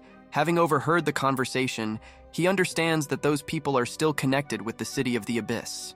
Despite the fact that our main character is having a rather bad day, he immediately leaves his bush to get closer to the showdown and see it in person. Then we watch how our main character, in all seriousness, simply decided to come out of his bushes in order to intervene in the very middle of the showdown. All these people look at him in surprise. Two of them, immediately after they see our main character, bow and notice that there was a coincidence, and Yang Jao was probably also walking, so they met each other. Our main character is a polite Sigma, so he also greets these two, saying that they haven't seen each other for a long time. This eldest prince named Zhao Yuan is a member of our main character's father's faction. However, despite the fact that these two had already greeted our main character, the other part was silent for some reason, so they were directly asked if they would like to say hello by showing manners. As soon as these people, who don't really know their manners, asked if they were going to say hello, this blonde with long hair silently gathered his hands in front of him and said hello. Thanks to his incredible spider sense, our main character immediately realized that something was wrong here, because in the eyes of this guy, he seemed to have some kind of arrogance and contempt. But as soon as our main character, thanks to his premonition, realized that something was wrong, a friendlier man tried to squeeze something on him. Zhaogi looked at him in surprise. A moment later, our main character felt the Qi Gang energy. He wondered why the eldest prince was trying to contact him right now in such a strange way. In such a strange way, this eldest prince informs our main character that in front of him is his 16th brother named Zhao Wu. He used to be obedient and modest, but everything changed after 6 months ago. This man saw the light, after which his fighting skills improved many times over. Since then, he has become ruder and more impudent every day. Immediately after Yang Jao heard all this information, he again looked at this previously unknown man in surprise. He was surprised that his talent had suddenly revealed itself. Continuing to look at this 16th prince and learning his story, Zhaogi immediately realized that this is a typical plot when a noob suddenly becomes a Sigma. This is definitely another protagonist. Next, this crowd of students informs this 16th prince that right now he better go for assistance because otherwise he will definitely be in trouble in this situation. But immediately after this blonde heard a semblance of a threat addressed to him, he smiled and asked the man in front of him if the third prince had really just decided to start threatening him. One of the crowd said that the 16th brother's skills have improved noticeably over these 6 months, but he still lacks experience, so he has people who can teach him a lesson. This arrogant blonde was not at all afraid of these threats. In response to them, he immediately drew his blade and told the crowd opposite that in this case they could start this showdown. At the moment, this 16th prince named Zha Wu is at the middle stage of Qi channeling, at the 8th level of body tempering, but he really lacks combat experience. Meanwhile, our main character, as a spectator in the very first rows, began to follow what was happening even more carefully. He could not help but admit the fact that this arrogant man was impressive. A moment later, we watch as Zhao Shen's subordinate, who is at the middle stage of Qi channeling and the 8th level of body tempering with vast experience, has already made a dash for an attack. But despite the fact that this arrogant blonde had no combat experience, unlike his opponent, he continued to stand arrogantly. He even managed to dodge his opponent's attack. One more second, and we watch how this arrogant blonde managed to make a powerful retaliatory strike that forced his opponent to immediately lose his beloved wife in the form of his left hand. Immediately after this 16th prince's opponent lost his arm. Immediately after this blonde boy's first attack, he immediately fell to the ground in disgrace, having lost this battle. Everyone was shocked by such a quick outcome of the battle. They asked Zhao Wu how he dared to just injure one of his subordinates during a routine sparring, depriving him of his left arm. In response to this, the 16th prince begins to surround himself with strength and asks the one who accused him how he can blame him for the fact that his subordinate is so weak, because he doesn't care who attacks him. Meanwhile, everyone else on the sidelines understood that the chi that flows in this prince and also the lightning was purifying the aura of his body. Because this was a leap to the late stage of channeling chi, they were shocked. However, the waifu who stood next to our main character understood that in comparison with our main character, this Zhao Wu was just an ordinary, unremarkable, average warrior. Next, we watch another person come onto the stage. This man immediately asks everyone what is happening here, because brothers should not behave this way. Another couple of moments and we are shown this man who came to the most interesting part of this showdown. His name is Zhao Shilei, and he is also one of the princes, like all of them. Continuing to head to the very epicenter of this showdown, he immediately notices our main character standing on the sidelines. He immediately greets Yang Jao, telling him that they have not seen each other for a long time. In response to this, our main character immediately greets him in return, saying that His Highness, as always, is more graceful than ever. In his thoughts, he understands that this guy chose to become a monk of the Great Sun Sect. Standing at the very epicenter, this monk of the Great Sun Sect told everyone who was around him that they did not need to use their strength to compete. He asked what was the most famous fact in the entire continent. The man who continued to illuminate everyone with his grace continued to tell this crowd that if they want competition so badly, then they should create pills and improve their medicine. Our main character at this moment finds it interesting that Zhao Yuan is the son of an empress, and Zhao Sheng is the son of a great man, and Zhao Hao's mother is a servant in the palace. They all grew up in incomparable conditions. That is why the victory of Zhao Yuan or Zhao Shen would not mean anything to them. Meanwhile, he felt some kind of self-interest in Zhao Shilei's words. He wants to pacify Zhao Yuan and Zhao Shen. One of the princes responded to this speech by saying that according to him, they can start competing to create pills. Even if Zhao Wu knows something about it, he won't defeat them, they thought. The monk, in response to this, continues to say that they have a rare opportunity, and Mr. Vaughn, who will act as the chief elder, will personally evaluate their medicines for judging. In response to this, the old man wonders how he will evaluate the medicines that will be created during this competition. Last time his level of creating medicines was not comparable to the level of the 16th prince. In response to this, the crowd was completely shocked by the fact that Zhao Wu's level was higher than that of Elder Wang himself. Because Wang was not just a big shot, the entire Dung Stone Pavilion looked up to him. One of the princes whispered to the other, saying that he should most likely leave under some pretext until they sort out these competitions, because Zhao Wu is a bad person and he doesn't want to lose. But our main character abruptly interrupts all discussions by asking this crowd to wait, because he feels that this competition promises to be very tense, and that means he has something to say. After our main character managed to attract the attention of all the princes and students to himself, he said that the competition can be too boring without bets, so he is ready to bet. Immediately after Yang Jao, turning the attention of others to himself, expressed his dissatisfaction with the bets, he told everyone that he was betting on the eldest prince Zhao Yuan because he thought that he would win. After our main character named the person on whom he was going to place a bet, everyone was surprised because, apparently, for them, it was an outsider in this intense competition. Next, Zhao Wen told our protagonist that he does not need to do this because his level of alchemy is not yet high enough to deserve the recognition of Elder Wang. But our main character was not at all embarrassed by this rather obvious argument, so that he would not bet on this prince.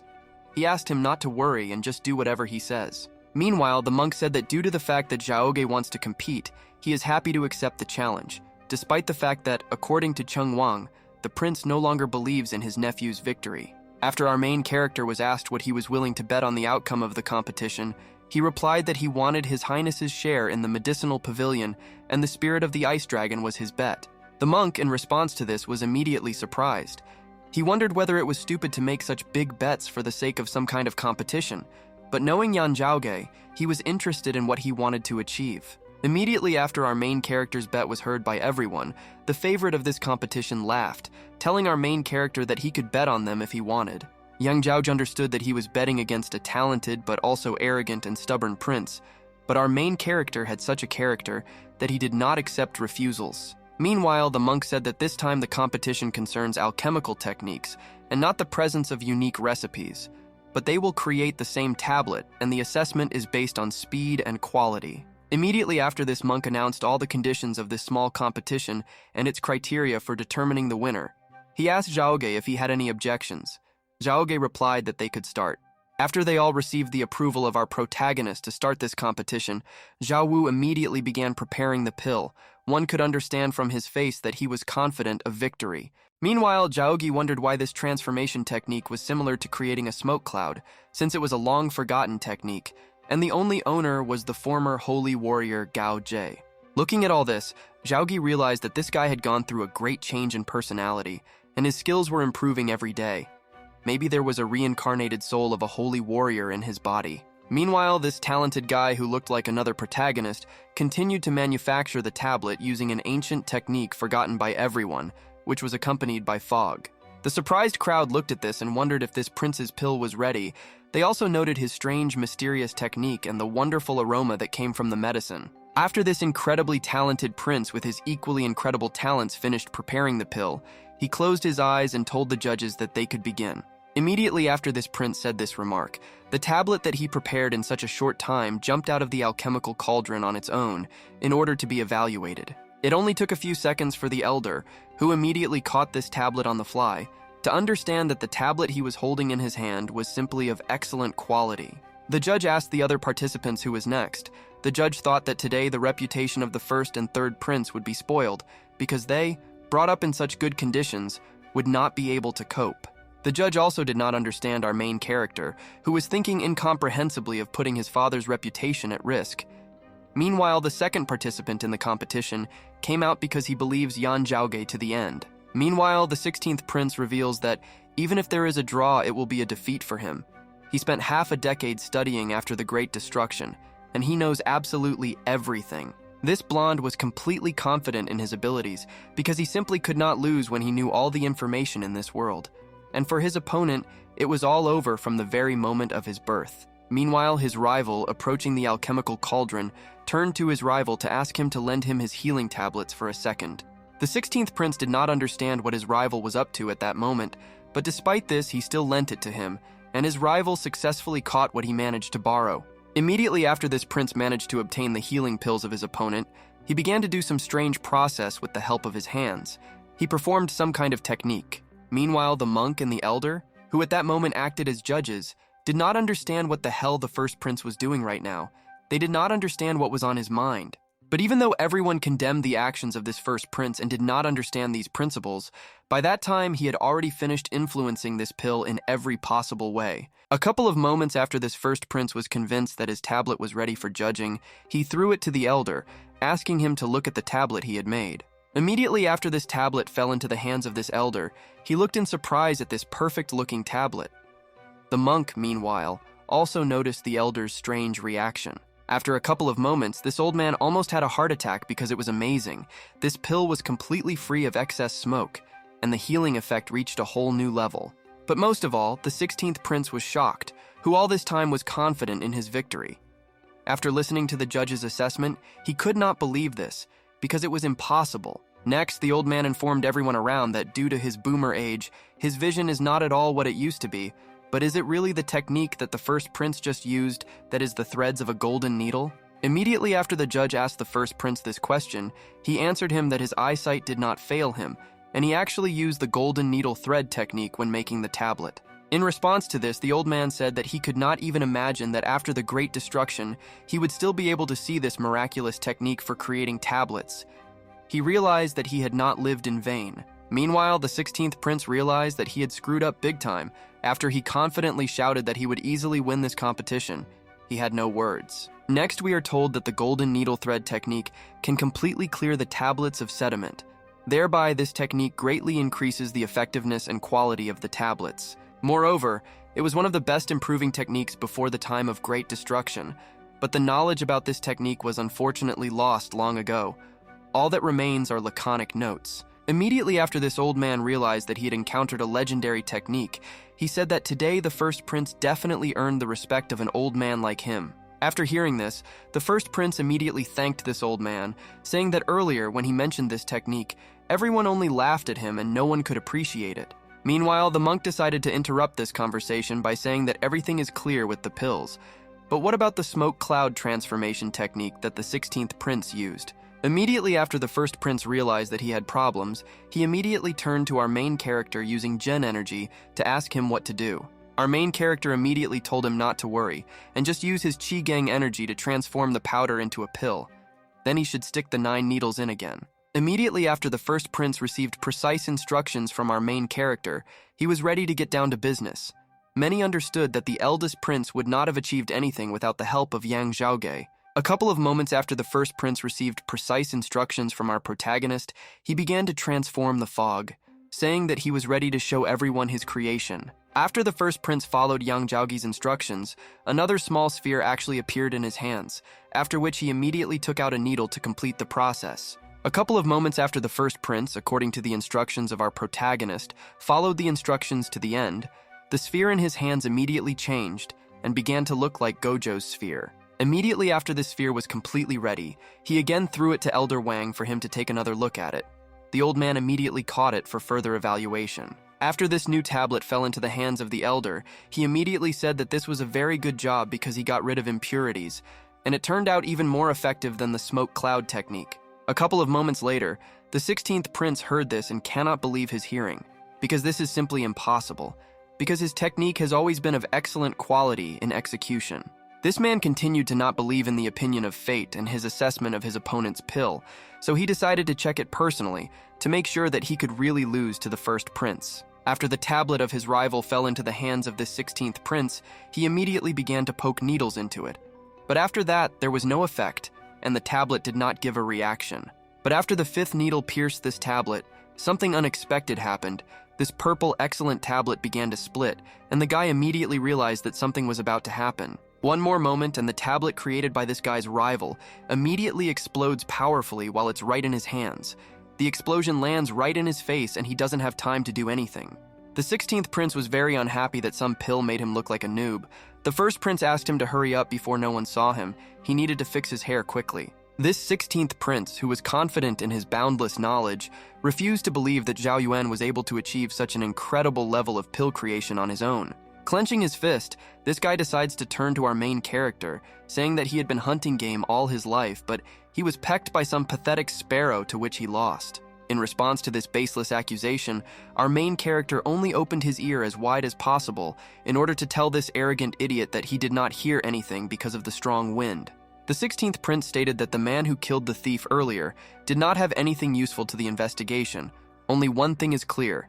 The influence of the organization extends much further than the Eastern Tang dynasty. Immediately after this spoken remark, the 16th prince and his group left, and the monk meanwhile exhaled and said that they would finish for today because he had important things to do. But apparently this holy monk completely forgot about his rate and the rate of our protagonist, which is why Yang Jao stopped him, saying that His Highness most likely forgot something important. At this moment, in the eyes of our main character, only one thing could be seen, and that was money.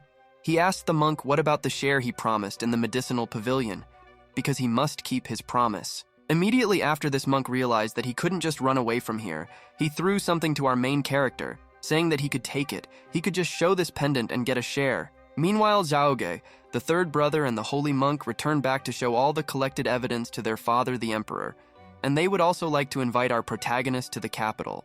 Our main character asked to convey his greetings to Uncle Zhao Shibo. He was glad that he finally received a share of the medicinal pavilion, because it plays an important role in the life of the Eastern Tang dynasty. Continuing to go about his business, our main character understood that with the right development, this could become an excellent source of income. Before he got into this world, he found destruction, and now his goal is to become the strongest. Undoubtedly, once he became Yang Jaoge, he also had to take care of other things, such as getting to know Feng Yunsheng, helping his father suppress the defection of Chief Jin, strengthening the relationship between Guangcheng Mountain and the eldest prince. Immediately after this, Real Sigma realized that he had already been able to go through all this. He clenched his fist in front of him and realized that now he would definitely not stop at anything on his way. Meanwhile, the waifu who was picked up by our main character standing behind him was wondering what this guy was thinking about. It seems that he is always serious, but inside him sits an evil genius. Returning to the holy monk who, after meeting our main character, went his own way, we watch as a man asks him if he will really leave a share to our main character. In response to this monk replies that he still underestimated Yang Jao because he managed to defeat Chao Yuanlun and Xiao Shen. He is no longer the same as before, but one day they will return this favor to him. The monk suggested that apparently there would be another incomparable tiger from the Yang clan at Guangcheng Mountain. He ordered the people behind him to immediately go to the elder to report this, because their plan would have to be redone. Meanwhile, the 16th prince who was nearby understood that as soon as he lost, Prince Jin immediately stopped paying attention to him. Does this mean that he will no longer want to train him? But after another moment, this question ceased to worry this self-confident guy, because he was sure that in the entire Eastern dynasty, there would still be a place besides the great Sun Sect and Guangcheng Mountain where he could go. Next, we watch as the 16th prince quickly heads to some unknown place. He believes that the whole situation that recently happened to him at the competition is simply ridiculous. Our main character was informed that they were finally able to find a suitable place to stay for the night. Ahu asked him if they would stay here. Yang Jao replies that they will do so. Immediately after our main character agreed to stay here for the night, that very sophisticated cook from TikTok immediately woke up in his personal servant and he was ready to cook. Next, the waifu in our protagonist's squad was surprised that despite the fact that his servant had already eaten quite a lot, he continued. Zhaogi explained that his hobby is eating food. A moment later, our protagonist turns to Miss Feng to inform her not to go to bed and instead wait for him to arrive in the cave with him. Immediately after the Gigachad said this to this waifu, she immediately became embarrassed and blushed. She was puzzled by such a strange request. She asked this guy what he was planning. Next, our main character tells this miss that she clearly didn't think about it, because he has developed a method that will help restore her Tai Yin body. But for this, he will need to open her meridians. After our main character clarified to this lady what he meant, she immediately realized that she was thinking about the wrong thing. Meanwhile, our main character's personal servant tried to hold back his laughter. A couple of moments after this, the course of events ends and we continue. When the two finally retire to the caves, we watch Miss Feng sigh heavily during the procedure. Next, we watch how our main character, being behind this waifu, actually uses his method to open the meridians of the girl in front of him in order to heal her body. After a couple of moments, our protagonist's procedure ends, and he informs the girl in front of him that he has finished performing his method so that her body should be healed. This beautiful waifu turns slightly to our main character in order to inform him with a smile on her face that his developed method worked and she really felt better. Next, our main character began to put his robe back on, telling this woman in front of him that there was too much yin energy in her body and he would need time to remove everything. But this rather romantic moment is abruptly interrupted by Ahu, the servant of our main character. He shouts to his young master that right now he has received a very important letter. At this moment, a rather strange picture opens up in front of our protagonist's servant as our almost naked protagonist stands with the embarrassed and blushing Miss Feng next to him. Using his critical thinking, Ahu deduces that the two were doing cardio training, so pointing his thumb towards the exit, he tells them that he can come back a little later. Yang Jao is not stupid, so he immediately understands what his servant meant, who at that moment had not very pure thoughts. Hitting him on the head, he ordered him to tell him what kind of important letter it was. After our main character made it clear to his personal servant that he could report, Ahu informed the young master that they had received news from the city of Lin Yuen, and it was important. After this guy managed to create as much as possible a suitable setting for the plot twist, he informs the young master that Lady Yu Xiao Lin was recently killed. Immediately after our main character hears this important news, an expression appears on his face that makes us understand that right now this guy has a lot of questions. At this moment, when we heard this important news, the course of events abruptly ends and we continue when we move several hours back in time from the present events. Approaching closer to this source of water, we watch as a person already familiar to us named Ye Jin emerges from it, whom our main character once again put a spoke in his wheels. Immediately after Ye Jin swims out of this lake with difficulty, he immediately begins to blame our main character, calling him a pathetic bastard whom he will undoubtedly kill someday. But after a couple of moments, this guy's angry remarks are interrupted after he hears some girls nearby praising some girl's earrings, asking her if it's a gift from Yang Jao. Next, we see in front of us some important girl around whom two students are walking. The girl in the middle replies that our main character gave her these earrings before she went into solitude. After she heard that they were jealous of her, she replied that it was just a thing. And if she liked them so much, then she can give them away when she gets something better than this. The girl immediately thanks her master after she hears that she can get these earrings. The second girl wonders why the older brother began to come to them so abruptly. In response to this, This girl was forced to answer two of her students that it was she who caused the end of his visits, because she forbade him, since such a man should not devote himself entirely to love. But a couple more moments pass and this girl suddenly decides to look in some direction with the help of her excellent vision and instinct, and immediately notices Ye Jin. This fact immediately shocks her. Next, she informs her two students that she suddenly remembered that she has work to do, so that she will not be able to see the two of them off. In response, these two say goodbye to her. After this girl is convinced that these two girls are really leaving her, she asks Ye Jin a question, asking him for what reason he suddenly decided to come here. After Ye Jin realized that his presence had been noticed, he came out of the bushes and asked this girl if she wanted to see him anymore. He was clearly unhappy. Immediately after this girl saw the form this Ye Jin was in, she told him that he looked tired, so she asked him if he was injured or what was wrong with him. But this muscular Sigma had no intention of answering this woman. Instead, he only briefly explained to this Lin Yua that he did not need her useless concern so she could keep these questions to herself. Next, this girl told Ye Jing that no one said that the engagement could not be cancelled, and in general, she tried to preserve his reputation. Can't she love someone she likes? But immediately after the conversation reaches such a topic as love from the lips of this girl, this guy with red hair smiling tells the woman in front of him to stop talking about it and not to make him laugh. Grabbing the girl by the throat, Ye Jin tells her that she is just greedy for the money and fame that Yang Jao gave her. He asks her if she really thinks that now Zhao Ge cares about her. This girl is not going to tolerate such an attitude towards herself, so she sharply shouts to this guy to let her go and, breaking free from his grip, tries to take a safe distance to continue the conversation. Grabbing her throat after an attempt to strangle her, she tells Ye Jing that it is because of him that Zhao Ge does not want to see her, because he wants to get rid of suspicions after what happened in the Abyss City. Continuing to hold on to her throat, this girl tells this red-haired guy to come back with her, so that he explains to everyone what happened between him and the sect at that moment. In response to this, Ye Jin confidently replies that during that incident, Yang Jao tried to kill him, and she asks him to just return to the mountain into his clutches. He assumes that this is a trap. The woman standing in front of him at that moment tells him that perhaps there was most likely some kind of misunderstanding, because Yang Jao is not that kind of person at all, and he would not have tried to kill him. But Ye Jin is not going to listen to all this nonsense.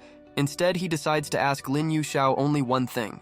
He asks her if she really wants to be together with Yang Jao. After this woman hears this question, without hesitating for a single extra second, she immediately answers this red-haired guy that this is really so, and she is sure of it. Apparently, this was not an answer that could keep her alive, because immediately after she answered yes, this Ye Jin made a dash to carry out a fatal attack. At this moment, this woman simply could not believe what had just happened.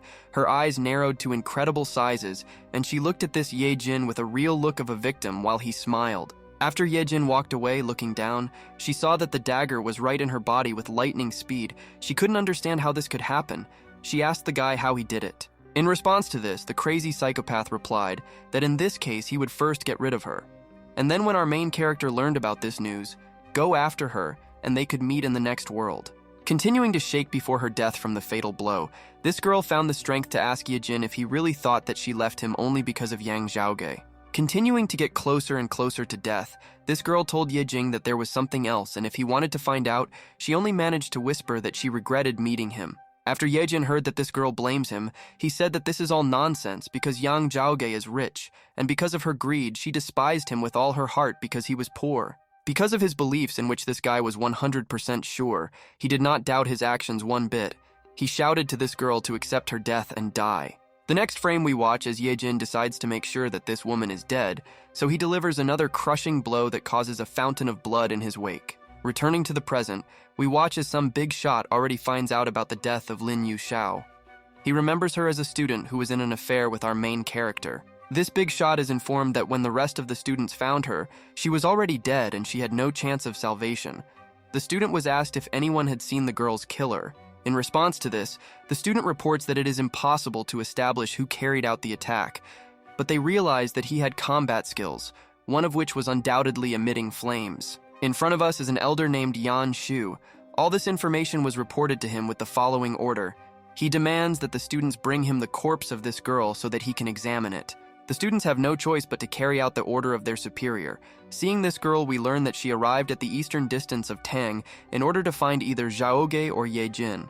The student replies that they cannot be sure of this, but most likely, based on the facts they have, they can assume that most likely everything revolves around Yang Jao. Immediately after the student informs this big shot that Yang Jao is most likely involved in this, he asks why he was silent and demands that he tell him what he knows. The student replies that these are just rumors, but he heard that Yang Jao went to the Dragon Abyss as a leader, and many students were in love with him. Perhaps Lin Yua felt jealous. After this elder hears the guess that most likely Yang Jao believed that this girl causes a lot of problems, he smiles that this story is so twisted. A few moments later, this old man uses a skill called Taoist Palm on this girl. She died from the knife. But this old man is trying to hide the evidence in order to frame Yang Jao. After this old man manages to successfully use his technique, the dagger wound on this girl's body immediately disappears, and now it looks like she was killed by the Taoist Palm technique. Immediately after the student hears this, he immediately remembers that Yang Jao also practiced this technique, which means everything is going to frame this guy for her death. The disciple continues telling this old man that when they found the body, the attacker was no longer there, so they don't know who actually killed her. However, only Lin Yua was killed by someone who had a palm technique. Next, the old man orders the student to take up this matter in order to examine everything very carefully, after which he will have to find this Ye Jin. The order to the student is clear. After a couple of moments, this old man, looking at the doors, realizes that very soon someone will come to them, so he orders his student to leave as quickly as possible to carry out the order before they are caught. Next, we watch as a man entering this room. Bowing, informs the master that Yang Jao has returned to the mountains. An elder Dongzhou invited him to his place for a conversation, so he asks to follow him. This old man is not going to answer anything unnecessary. At this moment in his thoughts, he understands only one thing. Everything is turning out just fine, and everything is undoubtedly going in his favor. Returning to our main character, we are witnessing conversations that Yang Jao was somehow involved in the death of older sister Lin, but many consider this nonsense that no one will believe in. But some defend this theory by saying that Sister Lin was in seclusion for a long time. Surely Brother Yang lost interest in her, and she could be jealous of his students, which could anger Zhaoge. Next, we watch as our main character himself appears at the entrance to his native mountain, along with his personal servant Ah Hu, but conversations about him continue. Our main character, not having time to enter the territory of the mountain, immediately opens his ears to listen to all these rumors. He wonders if anyone is really falling for these ridiculous rumors. The servant of our protagonist informs his young master that such rumors will definitely have a bad effect on his reputation, but those young sisters are clearly good. He asks if the master had plans for them. Our main character's servant is clearly turned on. He whispers to our main character, asking him, what about the beautiful Miss Feng? Because she has already agreed to go with him, so it sounds promising. Immediately after Yang Jao understands what his servant is getting at, he swings at him threateningly, saying that he could use a big lesson. And Hu, feeling the threat, begins to apologize. Meanwhile, the same Miss Feng who came to these territories along with our main character told him and his servant that nothing like that had ever happened between them. Moreover, she was not old enough to do cardio training. Hearing this, our main character is very surprised by the fact that she, being a girl, speaks so calmly and cheerfully about such things while she is standing in front of men. And this is strange. But this doesn't bother this waifu at all. She just continues to play with the puppy. She asks our main character what's wrong with this and how such conversations can happen differently. She continues this conversation by asking our protagonist if she should turn red and run away or grab her sword to stab someone because of the talk about cardio training. After Yang Jao realizes that talking about cardio training with men does not make this girl feel ashamed, he continues on his way because Dongzhou should have probably already arrived. At this point, the course of events accelerates sharply, and we continue when our main character meets with the same Qin elder Dongzhou, along with his cool team. After this old man sees our protagonist and his team, he immediately asks Yang Jao about this young woman who is standing in front of him. He said in the letter he wrote to him. While this girl is bowing to this elder, our main character informs this old man that it is really her, and her name is Feng Yun Sheng. Originally her name was Feng Mu Gi, Tai Yin of the Great Sun Sect. After these two hear this information from our main character, they are immediately surprised, and the man standing next to the elder wonders if this girl has the body of Tai Yin. Meanwhile, our main character continues to say that due to Xiaoshen's misunderstanding, Miss Feng left the Great Sun Sect and wanted to join the Guangcheng Mountain Sect, which is how she ended up here. In response to all this, the elder is silent for some time, but then he reminds our main character that his letter did not say about the damage caused to her Tai Yin form. This elder continues his remark by saying that the Great Sun Sect certainly has the resources and means to provide for the lady who has the body of Tai Yin. But even despite this, the loss of Tai Yin is not a very trivial matter. He wonders why her former sect behaves so indifferently despite this, and this is all very strange. But suddenly a rather probable version of events comes to the mind of this old man. He asks our main character if it could be that the Tai Yin body of this girl is already dead. Despite the fact that the conversation turns to quite serious things, our main character, with a calm expression on his face, replies that at the moment this is true, but there is a nuance. But our main character is not allowed to finish saying that if this girl has lost her form, then what use can she be for the Guangcheng Mountain Sect? So they will wait until she restores her body. But the elder understands that such a decision will be a little not very good. The elder says that after all, Miss Yu has been through a lot, so they can examine her to make a decision.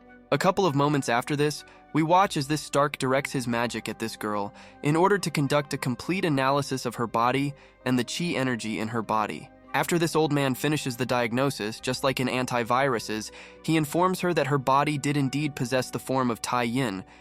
However, the reserves of yin energy in her body are completely exhausted. Having completely completed the diagnosis of this girl's body, this old man, closing his eyes, reports that now this girl is only 1.5 times or a little more stronger than an ordinary person. While our main character informs the elder that it has not yet been proven that it is impossible to return this yin energy, the girl asks if she is now only 1.5 times stronger than an ordinary person. Despite all these factors, our protagonist reports that when he first met this girl, he could only see remnants of the Tai Yin form, not to mention the yin energy, but he was able to correct this. This girl confirms the words of our protagonist by saying that she traveled for several days with her brother Ian, and he treated her with acupuncture, using the golden thread technique. This Miss Feng continues by saying that after our protagonist began the healing process, Tai Yin's chi regeneration was able to get off the ground. The two were completely shocked after they heard this. Our main character added that in their sect there was no person who possessed the body of Tai Yin, so he was determined. He collected all the research and understood it. Progress will be slow. But despite the fact that the return process will be slow, our main character clearly understood that the Tai Yin form can be returned if it suddenly turns out to be damaged. And this is very important. Next, our main character is asked if this is just his statement, and if there is evidence for this, even if they believe him, to what extent can he restore the form of this girl? In response to this rather straightforward question, our protagonist replies that he can not only restore this girl's form, he can make her much stronger than before she lost this form. Such a confident promise of our protagonist immediately raises doubts among these two men. They immediately ask our protagonist what will happen if he fails. The confidence of our protagonist does not decrease by a single percentage. He replies that if nothing works out, he will personally go immediately to the Gorge of the Sealing Heavens. After our main character declares this with complete confidence, these two old men are immediately shocked because they understand that this guy is definitely confident in his words, judging by his promises. Even the waifu standing next to our main character is surprised after she hears what promises our main character makes, dragging her into them. The Gorge of Sealing Heavens is a prison for the most dangerous. But after this girl understands that our main character is saying all this only because he is 100% confident in his words, she smiles and understands that he really deserves her trust. But suddenly the conversation between our main character's team and these two old men is abruptly interrupted after someone bursts into this room and notifies everyone that a disaster has occurred. The frightened student, trying to maintain composure, claims that people from the Great Sun Sect came here with threats. Moreover, they came because they were looking for some woman. One of these men with whom we had this conversation immediately understands who we are talking about.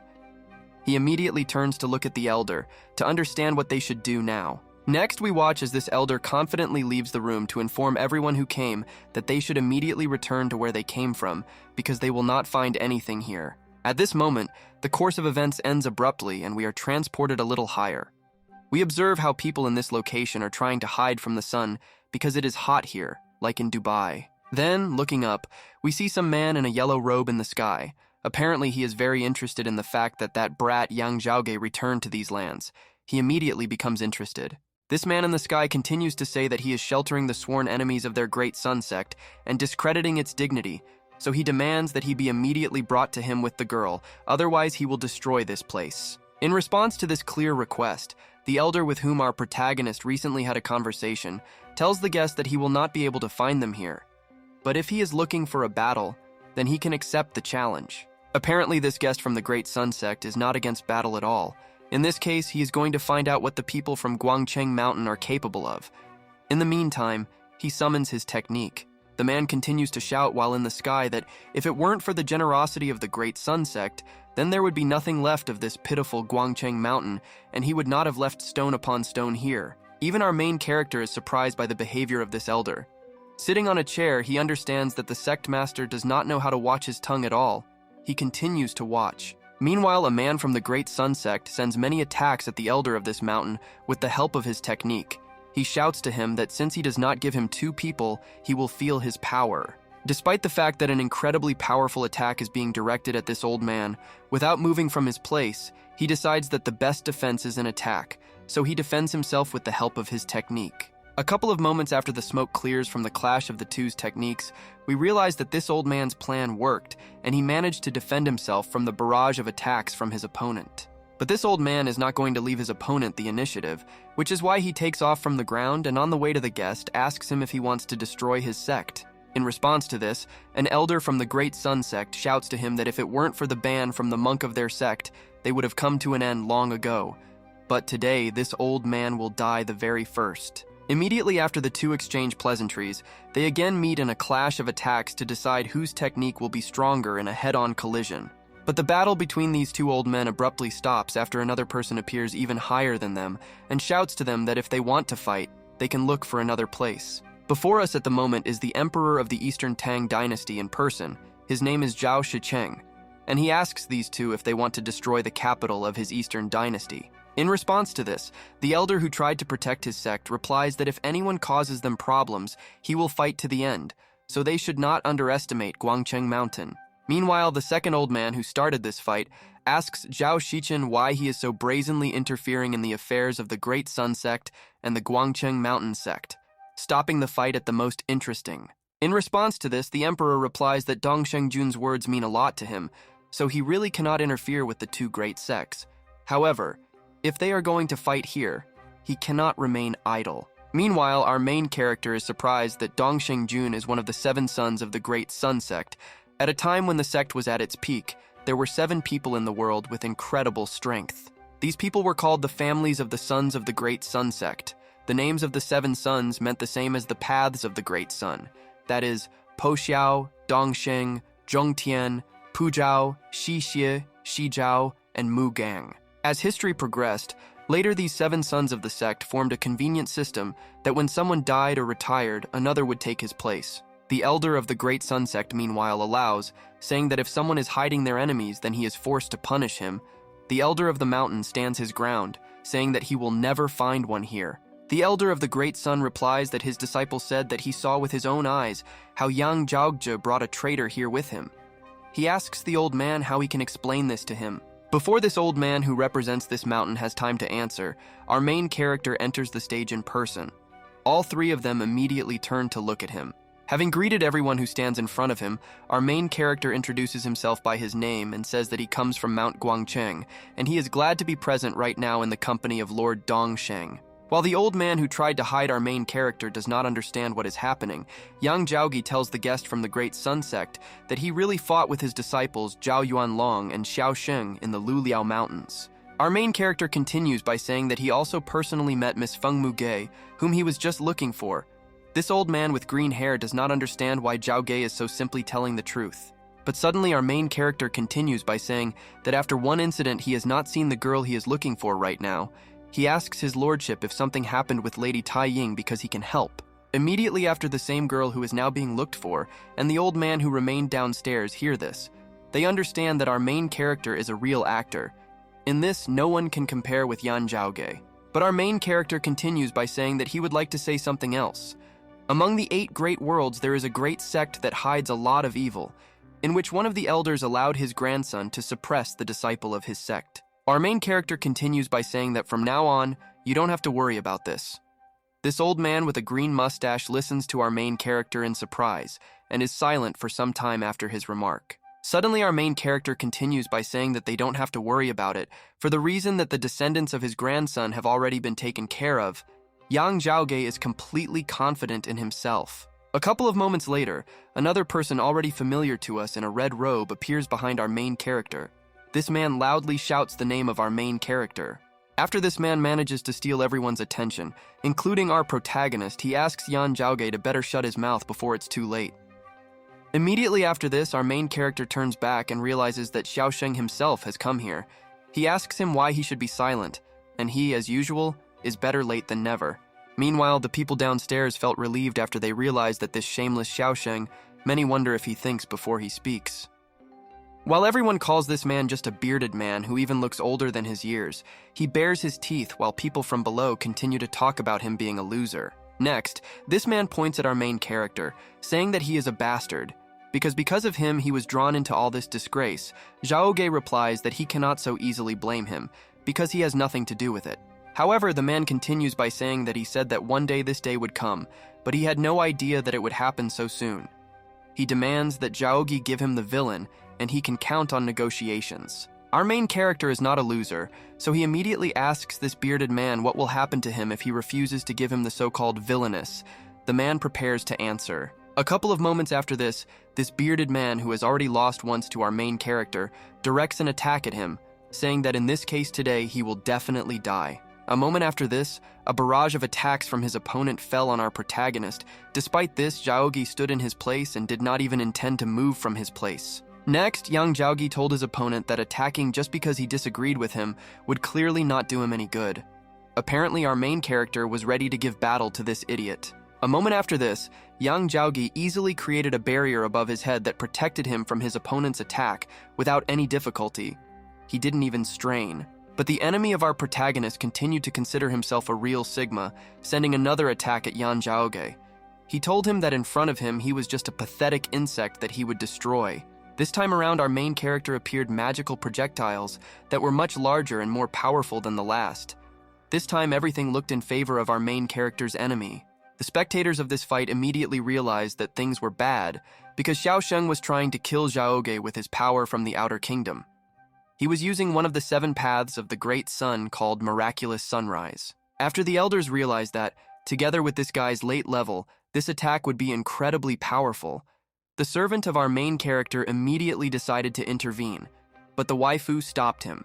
Meanwhile, our main character began to say that the sea fist of the 6 evil spirits turns into the image of a spiritual turtle, and the fist of the heavenly serpent turns into the image of the heavenly serpent. Apparently, the training of our main character definitely benefited him, because with the help of adding many techniques, he was able to summon many different spirits behind his back. While the number of powerful spirits behind our protagonist continued to grow, Zhaoge continued to say that the Emperor of the North, Xuanwu, the turtle, and the earth are fighting side by side.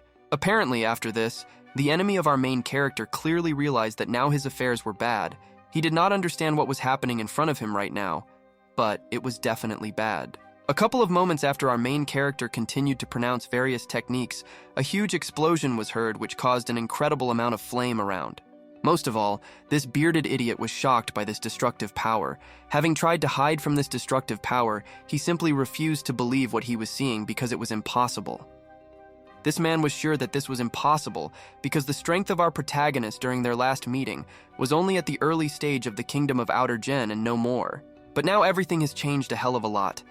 Now above the head of our main character, there was a huge spirit summoned by a collection of other spirits, and he was preparing to attack with all his might. Our main character, against the backdrop of this huge spirit that was preparing to strike, was the size of an ant. Meanwhile, Zhaoge gave the command to the huge spirit above him to attack his opponent. Immediately after Yang Jao gave an attack to the powerful spirit that was above him to attack his opponent, this spiritual titan dealt a crushing blow with his huge blade. This blade strike was so powerful that immediately after it reached the enemy, a strong flash appeared, due to which the elders watching the battle were forced to turn away. It is not difficult to guess that this powerful attack of our main character was enough to bring his opponent to his knees. He definitely received a huge amount of damage from such an attack. After this self-confident idiot found himself at the feet of our main character, he surprisingly told Yang Jao that he had recently been at the early stage of external Geng.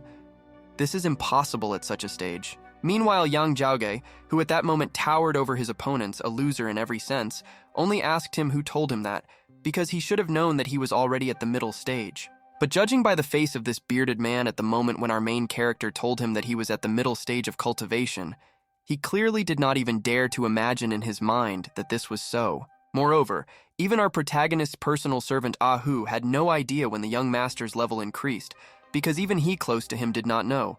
But for some reason, the waifu was not surprised. Penetrating into the thoughts of this girl at this moment, we understand that a possible theory has already appeared in her head. She believes that our main character could move to a new level when they were together in the cave. This girl immediately remembers how the two of them were in that cave, and our main character says that the spirit of the ice dragon bones can probably help him overcome the barrier of his level. Immediately after our main character, being in that cave, used the spirit of the spiritual dragon bones, he immediately sat down in the lotus position in order to begin trying to break through to a new level. Returning to the events of the battle, we watch as our protagonist's opponent slowly gets up from his knees, telling Yang Jao that he was really wrong when he underestimated his abilities. Continuing to rise to his feet and surrounding himself with an incredibly powerful aura, this guy asked our main character if he really thought that he could defeat him being in the middle stage. Next, this man shouted to our main character that he is not the only one who can raise his level of cultivation, but today he simply must die in this battle. At this moment, this bearded man in anger began to collect a huge fireball in front of Osborne, so that Yang Zhaogi would finally die. Just a little more and he would be ready to send an attack to Zhaogi. But our main character saw this fight completely differently. He believed that in this battle he was the hunter and his opponent the victim. So he told the bearded man that he would not be able to escape from him in this battle. Immediately after this, our protagonist sends a huge ice dragon spirit at his opponent. This time the two powerful attacks are forced to collide with each other again. Suddenly this guy manages to get behind our main character. He tells him that if he personally gives him Feng Muge, he will make sure that the sects don't find out about it, and he will save his life. Our main character, as usual, hung his ears in order to listen more carefully to his opponent. He asked him why he was secretive because he could say it loudly. Immediately after our protagonist's opponent realized that he had no chance of reaching an agreement, he again attacked in front of him in order to finally win. But Yan Zhaogi managed to dodge. A couple of moments after this, our main character was able to find himself at a safe distance in order to summon a huge number of balls that he is going to send at his opponent. Yang Zhaoji asked his opponent if he was starting to get nervous. He asked him if he knew who Yang Zhaogi was, because he never cares about anything other than the safety of the people in his squad. After this, Sigma reminded his enemy that the safety of his people came first. He directed a huge number of daggers that were behind him in such a way. But the bearded man was not going to lose to our main character so quickly, so he immediately used his technique to create a barrier in order to have any chance of survival. The shocked elder of this mountain was shocked by this, because he could not even think that the power of the two masters of the outer kingdom of Geng would be so destructive and incredibly powerful. After Yang Zhaogi realized that his opponent managed to somehow defend himself from his previous attack, he began to prepare his new technique. Before attacking, he asked his opponent to try it. Immediately after this, our main character directed his new attack at his opponent. Despite the fact that he was still under his fire barter, he was very surprised after what he saw. Another moment later, we watch as our protagonist's small, violet-colored magical projectile explodes after it touches a protective barrier of fire. This time, this loser was unable to avoid taking damage from his fire barrier, as he immediately broke after contacting Yang Zhaogi's purple attack. This fight between our protagonist and Shang began to gain more and more serious momentum. After this blow, even the elder of the Great Sun began to worry about the disciple from his sect. But despite the enormous amount of damage that this guy received, he once again rose to his feet to tell Yan Zhaoge that he would remember this day and this fight well. But this pathetic threat did not frighten our protagonist one bit. Looking down at his opponent, he asked him if he expected that he would be able to fight with him again in the future. But this time, our main character was not going to postpone the battle. Once again summoning a whole bunch of blades, he told this guy that this would not work, because everything would be decided today, right now. But this time, the elder of the Great Sun stood up for this loser. Standing in front of the student, he ordered the guy to stop. He asked our main character if he had decided to fight against the Great Sun Sect. Meanwhile, the gray-haired elder of this mountain asked Lord Dongshan how they could sit back if they were all threatening to destroy everything here. The Lord replied that this place was his fortress in the Tang dynasty. A couple of moments later, the Lord of these lands declared that Lord Dongshan should not be so reckless, so this fight should end right now, and they would go their separate ways. Immediately after this, the elder of the Great Sun, taking his disciple by the arm, said that in this battle they would lose to Mount Guangcheng, but they need not relax because this is just a battle. A couple of moments after that, these two flew away from here with lightning speed, finally saying that today marks the end of relations between their two sects, and that's the point. Immediately after this conflict and the sky ended and the guests of these lands left, our main character, along with the lord of these lands and the elder, landed back to his squad. The elder of Mount Guangcheng simply could not ask nephew Yang how he was able to achieve such impressive progress in cultivation in such a short time. It was simply crazy. In response to this, our main character answered horribly that in fact he did not do anything special. One day he studied books from the era of great destruction and found out that the spirit of the ice dragon can help improve skills. Immediately after the ruler of these lands and the elder heard this from our main character, they immediately surrounded him and began to rejoice because this is very good. And another genius appeared in the sect. The old man on the sidelines who was watching this did not expect that Yang Jao had reached the middle stage of the Outer Geng Kingdom so quickly and that he could defeat Xiao Shen. If things continued like this, then he would be finished. Meanwhile, our main character approached Miss Feng and reminded her that she said that she had seriously injured Xiao Sheng. He asked where exactly she injured him. The girl hesitated to answer. Laughing, this girl still replied that this guy's little friend behaved very indecently, and that's why she decided that it was worth teaching him a lesson. So he was seriously wounded. Immediately after our main character heard such a cruel story about how a little friend got what he deserved, our main character was not surprised that Miss Feng did it. Once again, our main character's fanbase ran up to him to tell him that he worked very hard for him, and that he probably wasn't having it too easy with that guy. This time, our protagonist's fanbase consisted only of beautiful female students. They offered our protagonist various services, from staying the night to sewing up his clothes. At this moment, our main character was embarrassed not by the proposals that were addressed to him from his fans, but by the fact where the hell did all this crowd of girls who are fans of him come from? Meanwhile, Ahu decides to inform our main character that Xiao Sheng, whom he defeated, often chased after girls, even got to some of their sect, and they are all grateful to him for dealing with this scoundrel. The servant of our main character did not want to lose the opportunity, so he informed the crowd of these beautiful girls that they could start coming up and helping him because the young master is completely inexperienced with girls. But despite the fact that Ahu tried with all his might to attract girls, for some reason it didn't work out and no one came to him. He apologized to the master, saying that he was powerless here. Meanwhile, our main character's fanbase of beautiful girls continued to attack him as if a real zombie apocalypse had come, but the guy fought to the last. But after a couple of moments, Miss Feng took her sword out of her sheath and said that from now on, if anyone came close to Brother Yang, they would definitely have to go through her sword first. Immediately after this crowd of beautiful waifus stopped for a second and looked at this girl. They asked her who she thought she was, because Brother Yang was entirely theirs. A couple of moments later, our main character takes Miss Feng by the hand to inform everyone that this is one of the new Guangcheng students, and he decided to help her move, so she is with him. It would seem that our main character did not do anything unusual and simply took this girl's hand, but at that moment this waifu with amber eyes looked at the guy in amazement and became embarrassed. Despite the fact that our main character has figured out how to solve all his problems, suddenly someone interrupts him. Another person comes running here and asks his nephew Ian to stop. A moment later, we see in front of us that same elder who is trying with all his might to frame our main character. He asks Yang Jao what has come over him since the morning. This man also managed to deal with the girls by telling them to go to training right now, and he told his nephew Ian in a serious tone that he would have to explain something to him. After Yang Jao asks what's wrong, the elder replies that recently their student Lin Yua was killed in a mysterious way, and he heard that he had a very close relationship with her. This conversation is also witnessed by the ruler of this dynasty and that same gray-haired elder of Mount Guangcheng. At this moment, they are silent and watch the development of this conversation. Before starting the conversation, our main character understood that he knew that the conversation would definitely be serious, and this old man wouldn't just leave him behind so he couldn't avoid it. Immediately after this, our protagonist took control of his emotions and asked Elder Yang when they managed to find the body of Miss Lin, who according to him was killed mysteriously. Elder Yang continued to maintain a very serious attitude at this moment.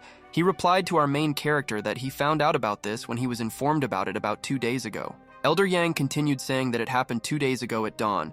Miss Lin's body was found lying at the clan gate. She was killed by the Taoist palm technique. There are also rumors about Zhaoge's cold attitude towards her. Immediately after the above factors, this elder began to talk about whether Sister Lin was really killed by a Taoist palm, and they could not believe it because this is a very rare technique. Meanwhile, our main character replied to Elder Yang that coincidentally, he and Miss Feng had been in the area near the Luliao Mountains from the middle of the year until now, so he was not here. Our main character continued by saying that during the period when he was near the mountains, he also met the eldest prince as well as the 3rd and 16th prince. But that's not important. In response to this, Elder Yang said that Miss Lin was a secret disciple of their sect, so he would have to ask him some questions. He asked Yang Jao if he had evidence of his words. Next, the emperor of this Tang dynasty decides to intervene in the conversation. He declares that the words of our main character personally testify about the knife. Elder Yan clearly did not expect this. The emperor continues by telling Zhaoge that 2 days ago, Yuan Heir told him that at dawn in the Luliao Mountains, a competition was held between 3 brothers to create medicinal tablets. The emperor of these lands continued by saying that he also knew that he received instruction from him on using the golden thread technique to create tablets. The 2 elders were surprised to hear about this technique. Meanwhile, the emperor of these lands continues by saying that our main character was very good before, but it seems to him that even now he has not yet shown his maximum potential. After our main character, standing on the sidelines, listened to all these compliments from the emperor of the dynasty himself, he said that he was flattered by his words and pleasant and kind words. Our main character continued by telling Elder Yang that he had been busy training since Miss Lin left the sect, for the same reason he did not communicate with her, and someone is trying to frame him. Elder Yang, in response to this, immediately told Zhaoge not to blame him, because he, as the elder of the region of the Eastern Tang dynasty, should be very attentive to such important details. In response to this, our main character replied to the elder that he cannot deny the fact that he was in a relationship with Lin Yua. So in this regard, he is ready to make a promise related to her. Becoming as serious as possible at this moment and releasing his powerful aura, our main character promised that he himself would personally find the killer of this girl, after which he would personally finish him off. At this point, the course of events is abruptly interrupted, and we continue when we are transported to the city of the Abyss of Dragons. A mysterious person in a robe says that since then, the city has changed even more, and this is to their advantage. Next, the old man in the robe asked the young man how things were going with the preparations. The young man replied that it was good, but he wondered whether they should definitely kill this Yang Jao or not. In response to this, the figure in the robe answers by asking the young man what opportunity is for him, because in fact it is the presence of both danger and chance. A greedy person who sees only opportunity must understand the danger. The young man, in response to this, said that the master's words mean that Yang Jao is a big obstacle in their path, which they need to get rid of as soon as possible, and even if they are discovered later. Without finishing his sentence, this young guy in a robe decided to wonder if the Kangmeng Sect and Zhaohao Mountain still exist. At this moment, the event returns to Guangcheng Mountain. At this moment, we observe how our main character, standing in front of his personal servant, holds some strange bottle on which is drawn the same ice dragon spirit whose spirit he managed to obtain. Next, we watch as that same small ice dragon begins to circle around this strange artifact. At this moment, our main character realizes that the ice dragon bottle is ready. Zhaoji further says that today Elder Qin was very grateful to him, and when he found out that he mastered the golden thread technique, he became generous and gave him one of his treasures. Our main character continued by saying that he still had the spirit of the ice dragon that he received in the icy valley, and he thought that he could use it to create a bomb. Immediately after this, Zhaogi threw it to his personal servant, telling him to take it to the treasury for safekeeping, while he went into seclusion, and he Ahu would have to find out about the plans of the great Sun Sect. After young Zhaoge was heading to a retreat, his personal servant immediately asked him what he was up to this time. In response to this, Zhaoge replied that he was afraid that this was not what he had in mind. Turning to his personal servant, he says that for the great Sun Sect, she was just a broken maiden of Tai Yin. Nevertheless, they still sent Dong Shenzun to kill her. The course of events continues when something strange begins to happen. All the students are in panic. Ahu shouts to them to move quickly. He also, realizing that they cannot hesitate, orders everyone to gather in front. Next, we watch as the door behind our main character's servant opens sharply, and a powerful flow of energy immediately comes from there. Yang Jao wonders why it's so noisy outside. Another couple of moments, and we watch as our main character flies out of his chambers, charged with new strength. He asks everyone around what is happening here, and what are the reasons. Immediately after our protagonist's personal servant sees his master after seclusion, he realizes that it seems the young master has reached the late stage of the Outer Gen Kingdom. Ahu continues by informing the young master that during his solitude, a large surge in mutations was discovered in the city of the Abyss of Dragons, and the entire territory was now filled with evil spirits. Ahu continues to report to our protagonist saying that Elder Qin and King Jiao went to suppress them along with people from the Great Sun Sect, but they needed more people. After our main character heard all this incredibly strange news, he was silent for a while, and then said that he thought that his father still had not left. He asked where Uncle Shai and the others were. Ahu answered his master that Elder Shu had gone on a journey, but the Heavenly Kingdom had still heard nothing about him, and Elder Feng was reported about a fire in the Azure Sea area that could not be extinguished. After our main character heard all this news, he was surprised by the fact that the City of the Abyss underwent mutation so early. He wondered if the time had come for this, because it was early. Ahu continues telling his master that he shouldn't worry too much, because the changes in Abyssal Dragon City have been met by all 8 great worlds, and the Great Sun Sect will forget their grievances. But even despite these seemingly advantages, Ahu added that, however, Elder Qin said that it is better for our main character to come to avoid any unnecessary problems. Next, our protagonist asked his personal servant what about the investigation he assigned him before he went to his chambers to spend time in solitude. In response to this, Aishu replied that the Great Sun Sect probably despises the young master for taking Miss Feng from them, and since he went into seclusion, many people have come to the gates of the sect to challenge. Immediately after our main character listened to his personal servant, he told him that if all this is all news, then all this window dressing is just a cover, and they are planning something much worse. The course of events is interrupted, and we are transported to the royal palace of the city of Jinyang, in the capital of Eastern Tang. A figure in a robe asks the second whether he wants to be worse than others or not. An old man with a very long gray beard, already familiar to us, told the second man in a robe that if he does not stop, he will always face the consequences that will follow. After a couple of moments, we finally see who is actually under the mantle as a young man. It was the same holy monk whom we already know, and who met with Zhaoge. After a couple of moments, this monk decides to turn around and go somewhere. He tells the old man that the main center of Jingyang is concentrated in the inner royal palace, so that's where they will go. The next frame and immediately the next location. This time we are taken to the city of the Abyss of Dragons, already known to us. At this moment, some large-scale changes occur here. We see a large seal. Next, we observe a large number of students who are making their joint efforts to do everything to stabilize the state of this city with the help of techniques. A moment later, we see the same elder of Mount Guangcheng. He announces that so far the mutation of this city has been suppressed, and all thanks to the skills of His Highness and his Great Seal. In response to this, the ruler of the Tang dynasty replies that the commutation was approaching their lands of Eastern Tang, and he, as an emperor, had to take this with full responsibility, because he is an emperor. But the emperor continues saying that the point is that the source of the seal is in the palace, but since they are very far from it, he is afraid that something might happen there, and they will be forced to look for another source. But a moment later, something really happens, and some incomprehensible dark energy makes 3 powerful attacks on the Emperor's seal, which all this time has been suppressing the mutations of this city. The elder of Guangcheng Mountain immediately understands that the power of the seal is turning against them right now, so they all must quickly enter a fighting position in order to protect the Emperor. Then something unexpected happens. These strange dark tentacles suddenly change their direction from a huge seal to the Emperor of the lands of the Tang dynasty. The elder is also shocked. Next, we watch how our main hero receives this news. He is very surprised by the fact that Uncle Zhao Shibo has encountered danger in the city of the Dragon Abyss. This makes him surprised. Our main character is told that there is no doubt that the seal was functioning normally, but for some strange reason the spiritual connection was weakened, and this gap led to problems. After listening to this news, our main character tried to understand why the connection with such a powerful seal was broken. He wondered if it could be a source in the palace, but who could do this? After the guy began to suspect Wang Jin, he immediately realized that this was so because they were using cover and their elders were inaccessible to them. And the goal of the Great Sun Sect was to capture the dynasty in Guangcheng Mountain. Next, our main character understands that this Great Sun Sect is clearly not going to stop at capturing the Tang dynasty and Guangcheng Mountain.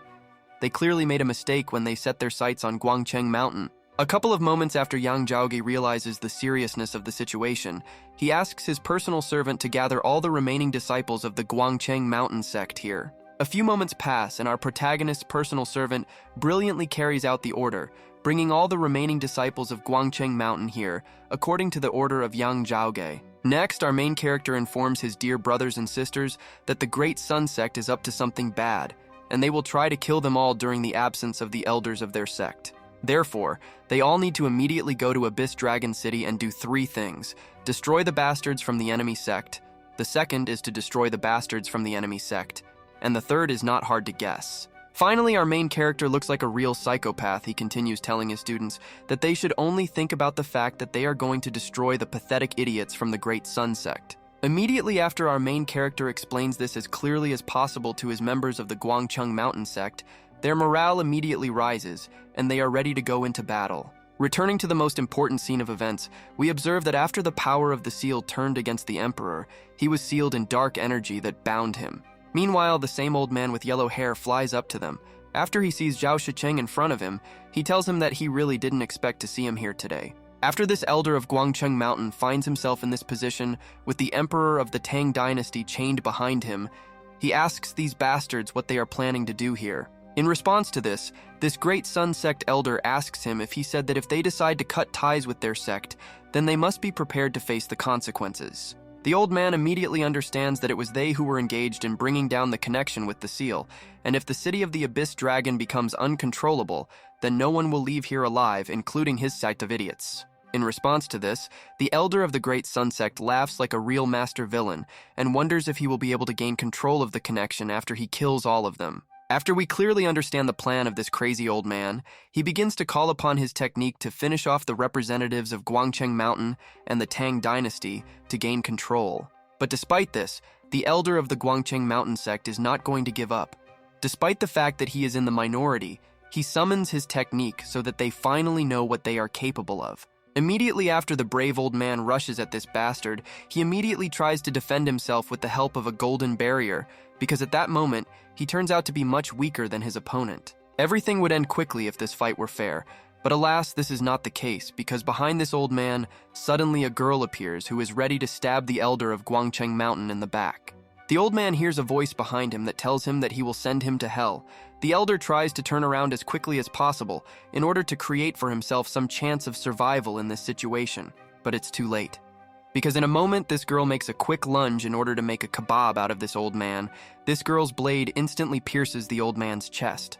The battles in this city of the Abyss of Dragons continue uninterruptedly. We watch as numerous explosions occur within the city, and there are continuous battles everywhere. The disciples of Guangcheng Mountain, who are surrounded by disciples of the Great Sun Sect, understand that they are at a dead end because their opponents are trained, but they do not have enough strength to resist. One of the students says that someone has definitely already gone to report to the surface what is happening here, but he immediately receives a blade right in the chest due to a sneaky stab in the back from his opponents. Immediately after this disciple of the Guangcheng Mountain Sect is injured so severely, he immediately falls to the ground and his gaze goes to the heavens. He finds it hard to believe that he will die like this. But after a couple of moments, a wide smile appears on his face, and in the reflection of his eyes we can see our main character who, like an angel, descends from heaven to save the situation. The vision of this guy who is already very close to death does not deceive him. We see in front of us our main character who arrived here along with reinforcements. The dying man understands that his older brother Ian is here. The elder of the Great Sun is also surprised, looking at our main character. He is surprised at the speed with which he managed to arrive here, but he immediately warns him that here he will only meet death. The same girl who recently took the life of the elder of Mount Guangcheng immediately flies to meet our main character. They are surprised that in front of her is Yang Jao himself, and he looks better in real life. Immediately after this girl says this line, she approaches our main character in order to examine him as closely as possible, but Sigma does not give any reaction to this. After our main character realizes that in front of him is some pathetic idiot, he suddenly makes a powerful blow in the form of a slap in the face of this woman, which makes her fly. Immediately after this woman received the most powerful slap in the face of her life from our main character, she falls to the ground. The students who came with our main character are shocked. Having come to her senses, this girl cannot come to her senses after the behavior of our main character. She tells him that he is a man who does not know how to behave with women. She has not yet realized that he is a Sigma. In response to such an accusation, our main character, again covering his ears, replies that he saw in front of him only an old woman who jumped in front of him like an annoying flea and got what she deserved. This girl lying on the ground continued to shed tears because of such a boorish attitude of our main character. Not only was she called an old woman, but she was also a pathetic apple jumping in front of the Sigmas. Next, this girl got up from the ground and began to surround herself with powerful energy. She told our main character that he would definitely regret what he did because he was able to upset him. Immediately after this girl said this, she made a powerful jump upward in order to inflict a crushing attack on our main character with the help of her SSS rank sword. After this girl managed to gain the appropriate height and trajectory for the strike, she made her signature lunge in order to quickly pierce our main character, depriving him of his life. But this fool couldn't even imagine who she had just encountered in battle. Meanwhile, our main character summoned a dragon for himself so that he could deal with this woman. Immediately after our main character finished calling his ally in the form of a huge dragon the size of McDonald's, he was immediately ready to fight and tear apart the members of the enemy sect. This huge, majestic dragon only needed a small touch of its tail to this woman in order to immediately after touching her, create a powerful explosion causing damage to her. From this blow, this girl was immediately forced to increase her distance. She immediately noticed the competent use of chi energy, something a person who has reached the middle stage of external gene is capable of. Thinking about the strength level of our main character, this girl made a critical mistake, which our main character took advantage of in order to shorten the distance for his next blow. Despite the fact that Yang Jao right now could take the life of this girl for the second time, the only thing he did was again give this girl the second most powerful slap in the face that she received. After our main character once again gave this girl this slap in the face, she once again immediately fell to the ground because her strength level was too weak compared to the guy's strength level. Meanwhile, the disciples of the Great Sun Sect are simply shocked by how easily our protagonist humiliates their sister. While the elder is relatively calm, the students are ready to rush to defense. One of the students immediately rushes at our main character. He asks Yang Jao how he dares to do such a thing. He calls him a shameless bastard whom he will chop. After our main character was asked how he dared treat their beautiful and sweet older sister like that, our main character asks what kind of cuteness or beauty are we talking about. One moment passes and this disciple of the Great Sun Sect finds himself on the ground. Yang Jao asks him what he is talking about, and he gives him a second chance to repeat what he said.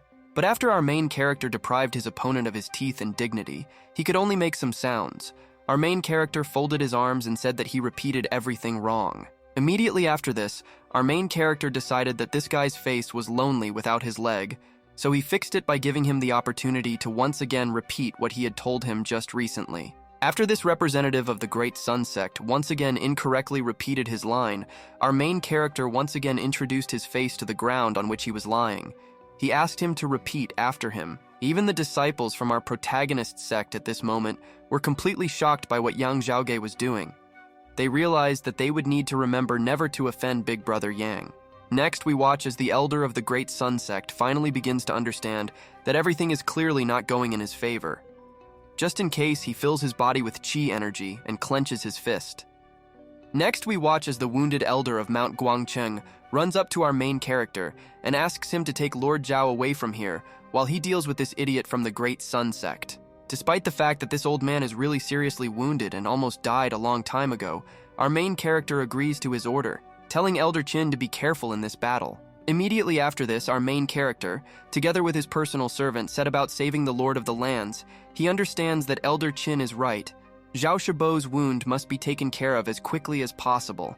But after a couple of moments, despite the urgency of our main character's order, he decides to stop abruptly because his spider sense has worked, and something is definitely wrong here, so he needs to analyze. A couple of moments after Yang Jao tries to understand what is wrong here, he finally smells some strange smell. He asks Ahu whether he smells it or not.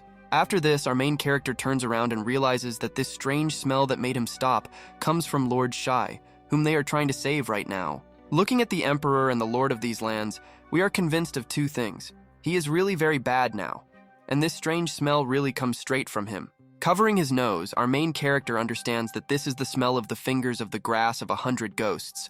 Usually it has no color or smell, but acquires it after she begins to contact evil spirits. While our main character understands that Mount Kangman is also involved in all this, the course of events is transferred to another place, and we see before us many martial arts practitioners of Mount Kangman. Next, we see in front of us Elder He, already familiar to us.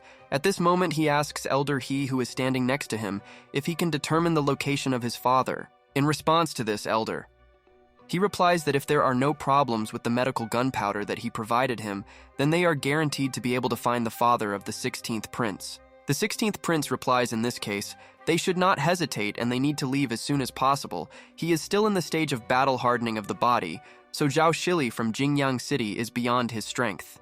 The elder replies that it all depends on the strategy, because the chief elder has not yet arrived in the Eastern Dynasty, but he is already ready to face anything despite his recent arrival.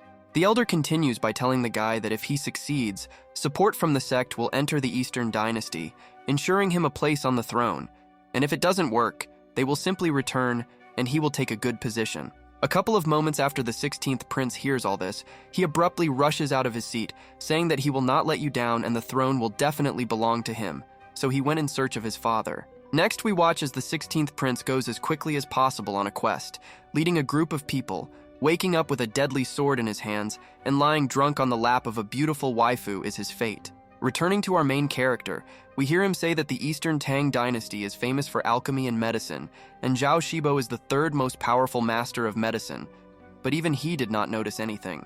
Our main character is also surprised by the fact that even the martial arts practitioners did not know about this. But compared to the rest of the holy worlds, the alchemy of the Kangmeng Mountain sect is weak, which means something is wrong. With the help of critical thinking, our main character again plunges into the detective story in his head, and after a couple of moments with the help of his 200 IQ, he immediately understands that Zhao Hao is involved in this. Meanwhile, our protagonist's servant, Hu, informs his young master that the condition of the emperor of the lands of the Tang dynasty is deteriorating, and he is getting worse and worse from this effect. Next, we watch as our main character informs his personal servant that he will need his lightning and he needs it as quickly as possible. Hu immediately understands the order. But a few moments later, our protagonist and his personal servant are interrupted by the appearance of the 16th prince, who asks Yang Jao where he is going to take his father. Immediately after our main character sees this guy along with the squad, he understands that he seems to be behind all this. The abyss city of Namalnik, he is surprised that he found him. Moreover, our main character directly informs this 16th prince that he almost thought that it was he who sent Zhao Shibo that pollen. The 16th prince is very surprised when he hears this. Meanwhile, the 16th prince reports that at the moment, Lord Za is suffering not just from a wound, but from the evil qi that poisoned his body in the city of the Dragon Abyss, and if the treatment fails, he will suffer greatly. The second man standing nearby continues to say that in such conditions, they cannot allow masters from other sects to be present near Zhao's load, and the Grandmaster who will deal with the poison will arrive soon. After the 16th prince realizes that right now everything is going in his favor, he asks the crowd whether someone can take responsibility for his father the emperor if something suddenly goes wrong. A man intervenes in the conversation and tells the 16th prince that as far as he remembers, His Highness ordered him to stay in Jingyang and guard the city. He asks why he allowed himself to appear without orders. In response to this, the 16th prince replied that, to be honest, he does not care about his father's health. He also adds that they all understand perfectly well that he is very well versed in medicine. After this man hears this, he immediately understands that the 16th prince left pollen on his body for this reason, in order to easily track the location of the emperor. But after this man speaks a rather weighty and logical theory, the 16th prince asks him not to carry this nonsense because his father is the most important thing to him, and they can't waste any more time. Immediately after this 16th prince gives the order to the group standing behind him to attack everyone who is near his father, the emperor. He even apologizes for what will happen to them. But suddenly the personal servant of our protagonist, Hu, appears, who, with the help of his lightning, makes them understand where their place is. He also reports that their young master is with them, so he does not need to be here. After that, the servant of our main character repels the attack. The man standing behind the 16th prince wonders whether the martial master Xian Tian is standing in front of them, because he, having mastered Xian Tian, dares to serve someone. But the servant of our main character is not at all bothered by this, dismissing the next idiot. He tells this man who points his finger at him that everything suits him and no one should care about this. Another man then immediately remembered that there were rumors before that Yan Di went to the mainland to save one of his old rumors. For this, he invaded the state of Sacred Lightning. Next, we watch as those same sacred lightnings appear around the servant of our protagonist. Topla understands that it seems that the old servant eventually died, and Yan Di returned with the child. After Hu listens to all these theories, he clenches his fist and answers that this man who was an old servant was his grandfather, and he Hong Hu Ting is that same child.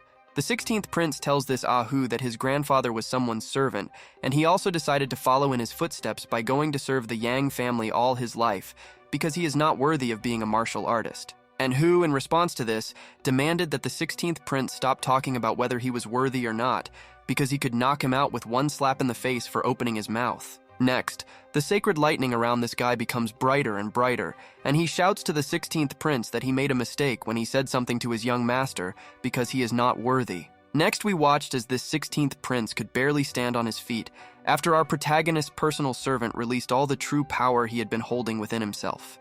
The 16th prince and his allies could not understand what this powerful gang energy was. Immediately after that, Ahu, with one movement of his hand, made this crowd fly to the asphalt. One of the students of this sect was still able to stand on his feet.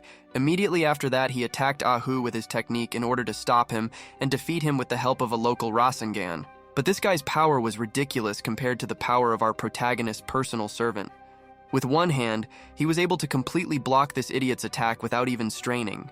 The disciples from this sect understood that their ally right now was fighting not just an ordinary trainee from an ordinary clan.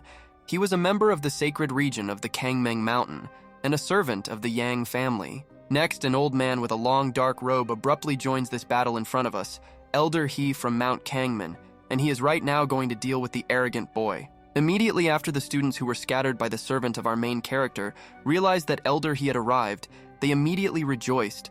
Apparently, he had powerful power. While the servant of our main character was stalling for time having fun with these students, our main character was busy trying to remove the poison from the body of the emperor of the dynasty in order to save his life. After a few seconds, we see that the efforts of our protagonist begin to bear fruit because this emperor begins to come to his senses, opening his eyes despite being possessed by evil spirits. After the emperor opens his eyes, everyone is very surprised because the evil spirit can only be removed from his body by a Grandmaster. And Yang Jao is only a master, but not a Grandmaster. With every further second, thanks to the efforts of Yang Jao, the emperor became easier and easier.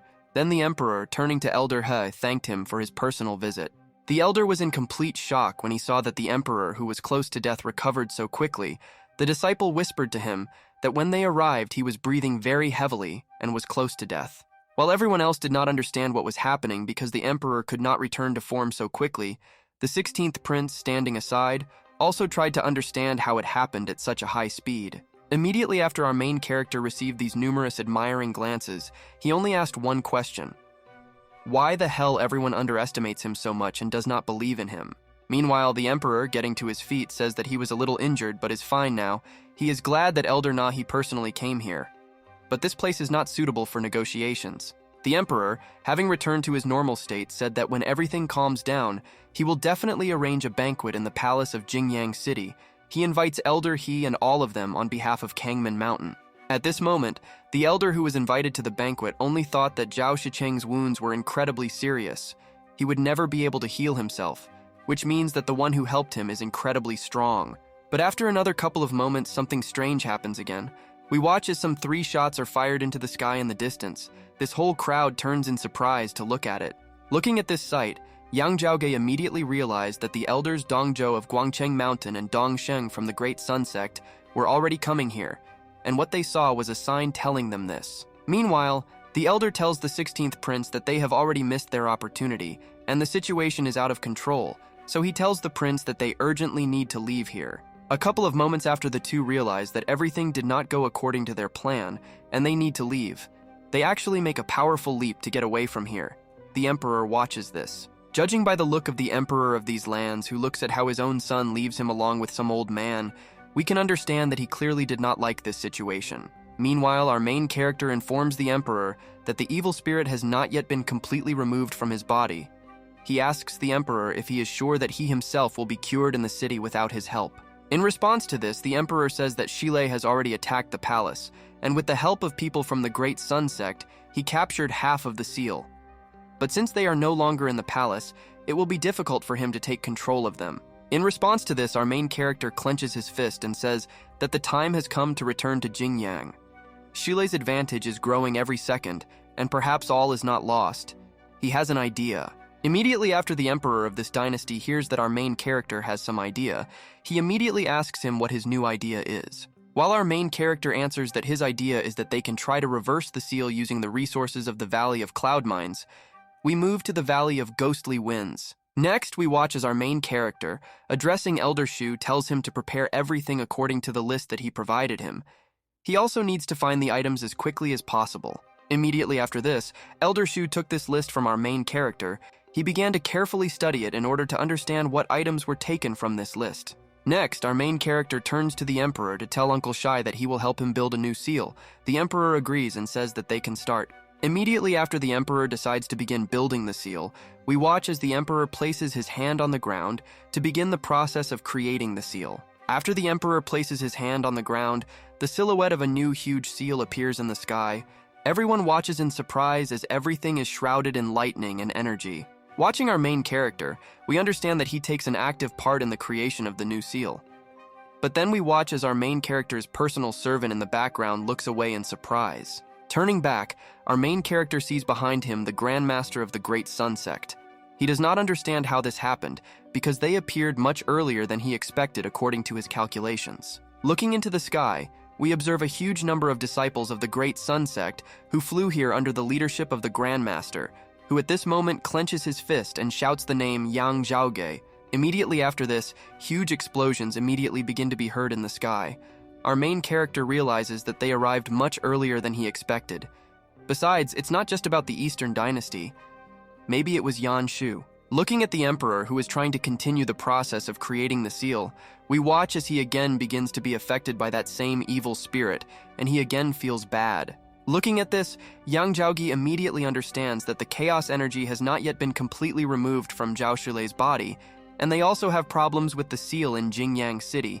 Apparently nothing will come of it with the reverse seal. Meanwhile, Yang Zhaoge also thinks that if Elder Shu did not build a strong defense in the Lingfeng Valley, then it is clear why they appeared in this city so early. Landing on the ground, the bearded man calls our main character an amazing person. He must admit that the shame to which he doomed him will haunt him for a very long time. But despite this bearded idiot continues to shout that nevertheless he will crush him, and this will be possible not only for him, but also for the numerous students who are at that moment behind him. His personal servant immediately stands up for our main character, telling him that he doesn't have to worry about this because he will personally deal with these losers. Immediately after this, the personal servant of our main character begins to yell at the bearded man who dared to attack our main character that he will deal with him now. After this, a huge amount of energy appears around our protagonist's personal servant, which he tries to direct towards a group of people who were about to kill Yan Zhao. But these disciples from the other sect, including the Grandmaster, are not going to just stand by and watch Ahu attack. Instead, they are starting to prepare to make a powerful attack. Our protagonist's personal servant managed to speed up to appear behind this bearded man. He tells him that he is Ahu, the owner of the Tiger Demonic Divine Claws. Immediately after this, he began to collect a powerful charge of energy in his right hand. Immediately after this, he shouts to his opponent that he is too weak to fight him. Even though Ahu managed to get behind his opponent to strike, his opponent quickly took out his sword to attack this guy. Immediately after this Grandmaster made a blow, he was able to protect himself from receiving damage from the servant of our protagonist, but he also failed to inflict damage on his opponent. Returning to our main character, we watch as one of his students informs him that they will definitely need all these treasures so that they can strengthen the seal. Immediately after these resources are brought to Yan Zhaoge, he immediately pulls them out of the chest using telekinesis in order to use them to strengthen this seal. After our main character managed to use these resources to direct them to strengthen the seal, he shouted to the Emperor that the reverse seal was ready and should not act now. The Emperor immediately begins to act after he receives a signal from our protagonist. He folds his hands to resume the process of creating and improving the seal. Next, we rise to a bird's eye view to see that the seal created by our main character and the Emperor has indeed become much larger and began to glow brighter. Meanwhile, the bearded man and his students could not understand how this was possible, because even if the reverse seal reacted with the main one, there should not have been such a strong effect. Immediately after this, Grandmaster realizes that things are now bad for them. He concludes that the only conclusion right now is to destroy what acts as the heart of this seal. But no one was going to let this idiot get to the heart of this seal so easily. The servant of our main character immediately stands in his way, reminding him that now only he is his rival. This Grandmaster understands that he has no time to bother with this guy, so he tells him to go to hell. For such devotion to his master, he will die the very first being a pathetic slave. Meanwhile, our main character, who was watching this fight, shouted to his servant to immediately step aside because his opponent was going to use a solar tornado that could kill him. But despite the very clear warning of our protagonist, Ahu tells his young master that everything is fine, and he will definitely cope with what he has to overcome. Meanwhile, the Grandmaster was preparing to unleash a solar tornado on the personal servant of our protagonist. Despite the fact that he was told to leave immediately, he continued to stand. Another moment later, and we watch as many subtle attacks are directed at Ahu, which his opponent sent at him with the help of that very scroll. He continues to stand like a wall. Next, we watch how many attacks are directed at this guy, but he continues to stand his ground, not moving a step back or to the side. He suffers all this pain from all the attacks. Even our main character watching this understands that a little more and his personal servant will get very hard, so he shouts the name of his personal servant so that he saves his life. A couple of moments after this attack, we observe the consequences of that attack. Everything around is glowing strongly, and everyone is on their feet except the servant of our main character who dared to take the blow on himself. While the smoke clears, our main character immediately runs up to his servant in order to grab him and ask him if he is okay. But judging by his deplorable appearance, he is definitely not okay. Immediately after our main character realized that his personal servant had received a lot of damage, he attacked this bastard named Shang with his fists in order to avenge his servant. This Shang tried with all his might to get to the heart of this seal in order to destroy it. Turning back, he saw our main character, who was in terrible anger because of his servant. This time it was very difficult for our main character to recognize, because for the first time he fought with someone on emotions. He tried to tear his opponent to shreds for daring to injure his servant. Immediately after our main character missed Shang and landed on the ground, he began to charge his body with as much energy as possible and summon dragon spirits to strengthen. After our main character was able to increase his performance significantly enough, he took off in order to make a lightning-fast dash towards this bastard in order to kill him. This Shang didn't even know what state our main character was in now. In order to protect himself from him, he used a technique called the sunset of 1,000 illusory palms. Despite the fact that a huge palm appeared in front of our main character's opponent after he used the technique, our main character simply walked right through it, thereby destroying it. Immediately after this bastard's attempt to defend himself from our protagonist with the help of his technique failed miserably, he took him by his arms and began to pull him towards himself with frightening force. One more moment and we watch as our main character, with the help of his incredible physical strength, roughly tore off both hands of his opponent for injuring his faithful servant, Ahu. It's not hard to guess that after this Shang lost 2 of his arms in an instant, his eyes were filled with incredible pain. Because it's not every day that you lose 2 arms in this way. Even though this guy at that moment was left without 2 hands, he continued to shout the name of our main character, asking him how he dared to do this right now with his hands. Meanwhile, our main character did not care at all about the feelings of his opponent. He only thought that people who were in a dying state should not talk so much nonsense. Shang continued to shout to our main character that even if he kills him, he is destined to be buried next to him. Finally, he shouted to our main character that he will wait for him. Immediately after our main character listened to another portion of nonsense from his opponent, who was already on the verge of death, but he decided to speed up this process by piercing this guy's chest with his hand. A couple of moments after our protagonist's hand had traveled into his opponent's body, our protagonist pulled it out and told his opponent that he had failed to intimidate him. The face of the disciples from the sect in which this Grandmaster was a member was difficult to describe at this moment. They were clearly thinking that at this moment they would have been better off beating a bush with a stick or something like that. According to Yang Jao, he has not yet shown enough how strong he is to the disciples of this sect, so he decided to detach the head of the Grandmaster of this sect in order to show everyone what he is capable of. All the students from the sect in which this Grandmaster was screamed in horror. They also shouted the name of our main character, because they were simply obliged to tear him to pieces for what he had just done. Meanwhile, the Emperor of the dynasty did not waste a single second of time.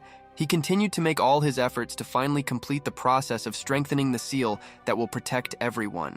After another couple of moments, we understand that the seal of this emperor finally began to work even more effectively, because immediately after the emperor made the final touches, its effectiveness increased. Next, we watch as our protagonist's servant, Ahu, continues to fight for his life during meditation. Master Yang is informed that things are bad.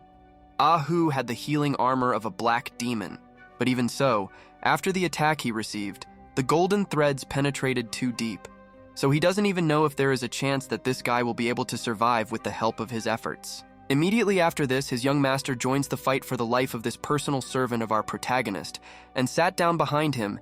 He begins the process of helping in order to save his life. We continue to watch how our main character is trying with all his might to save the life of his devoted personal servant, but his situation is truly critical.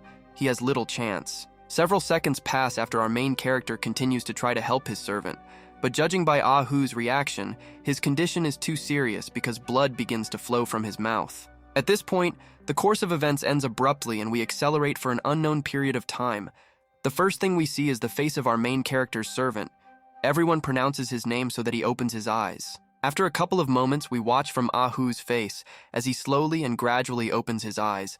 Seeing his young master in front of him and the emperor nearby, Yang Jao is glad for the fact that he woke up. Immediately after our protagonist's servant comes to his senses, he immediately asks his young master, rubbing his eyes, how long he was unconscious. In response to this, our main character answers his personal servant that he lay unconscious for 2 days. Then he takes out some kind of scroll and asks Ahu how he likes the sunshine. Taking this scroll, Ahu replies that it was a bit harsh. Yang Jao adds that it is difficult to re-prepare this technique after use, but it is very powerful and now he can use it himself. Our main character continued by telling his personal servant that now when someone wants to frame him, he can use this and blame everything on the great Sun Sect. Ahu is very happy about this toy. After our protagonist's servant receives this scroll, he immediately realizes that he will immediately use this technique on someone who does not like his young master. The two realize that this is very similar to him. Next, the emperor himself, addressing our main character, tells him that only thanks to him they were able to break the seal on the city of Jingyan so quickly. Zhaoge appreciates Uncle Shi's support, but he still needs his support. Next, our main character tells the emperor that he suddenly felt that something was wrong, and they need to leave the Valley of Spiritual Winds as soon as possible. The emperor asked Zhaoge how he knew this. Spreading his hands to the sides, our main character said that Xiaosheng's behavior before his death did not seem feigned, and he also did not curse him, as if he really was sure that he would die after him. Hearing this, the emperor asked our protagonist if he was worried that there was someone stronger than the great Sun Sect nearby. But even if there was such a person, then why didn't he attack them first? Turning to the emperor, our main character replied that most likely this man did not want to attract the attention of others. During the investigation of Yang Zhaoge, this means that they are planning something more. Immediately after these two heard the forecast of a genius in the person of our main character, the emperor, hearing this, immediately asked the guy what the goal could be for a group of people who are planning something more. Yang Zhao says that Xiaosheng's death is only a non-obvious outcome for them, but this is only to their advantage, since his death will now look more natural, as if they are disguising their goals under the guise of their conflict. Our main character continued by saying that killing him is just the first step. Even taking over the Eastern Tang dynasty is just a secondary goal. This group needed more than he can imagine. Immediately after our main character said all this to his squad, he invited the emperor and the others to split up before it was too late. He immediately agreed and wished each other good luck. Next, we observed that our main character, together with his servant, was flying somewhere. He told Ahu that he needed him to do something quickly. This something was transferring information to the sect and telling them everything. After our main character gave his personal servant such a big order, he immediately doubted whether to immediately carry it out. He tried to interrupt his young master in order to tell him something. But without letting his personal servant say anything, Yang Zhaoge said that if they want to play big, then they need to go to the end, and if they need to be safe, then they will do so according to the plan. Our protagonist's personal servant answered his young master that this time the threat is serious and this is not their level, so if they are careless, they can easily lose their lives or worse. But this did not frighten our main character at all. He only said that they need to understand whether the game is worth the candle. It is true that they are one step behind the great Sun Sect, and at this pace they will not be left behind everyone. Immediately after our main character said all this to his personal servant, he immediately went on a mission, saying that in this case he would do everything as his young master said no matter what. After our main character's personal servant went to convey a message to the sect, our main character, and we moved to a secret hideout which is located on the Guangcheng Mountain sect. Some figure in a robe informs our protagonist that the eldest prince of the Eastern Tang dynasty, Zhao Yuan, was recently attacked by trainees from the Great Sun Sect who were already fed up. Our main character replies that Uncle Zhaosha, or the Emperor, is now on an expedition. Why didn't he stay in the city of Jingyan and leave? He's wasting the opportunity given to him by the third prince like this. Our main character continues by saying that when Prince Jin retreated, he destroyed several spiritual circuits on the way to Jingyang's seal. According to Zhao Yuan's report, there is another Grandmaster who wants to take over the city. Zhao Yuan was ordered to restore the spiritual circuits, but he was afraid that the Great Sun Sect might interfere with him. So if they sacrifice their heads, it would be foolish not to take advantage of this chance for their own benefit. The elder who listened to this entire report from our main character, judging by his face, barely understood what Yang Zhaoge was talking about, especially the expression that someone was sacrificing their heads raised questions in him. A moment later, the course of events moves very close to the past. We observe how many are in battle and shouting to the freaks from the Great Sun Sect to give up their miserable lives to them. Next, we observe that behind the first prince, already familiar to us, a man appears who wants to kill him as quickly as possible by inflicting a powerful blow on him in the back like a real bastard. But he manages to warn the first prince, after which he turns back to take action. But he is too slow. He survives due to the fact that his potential killer is killed. After the life of the first prince was saved at that moment, he immediately turns back to see the one who saved his life. Looking into the fog, he sees the silhouette of our main character. The first prince informs those who came that they heard that the Great Sun Sect had increased in power. They tried to retreat but were intercepted.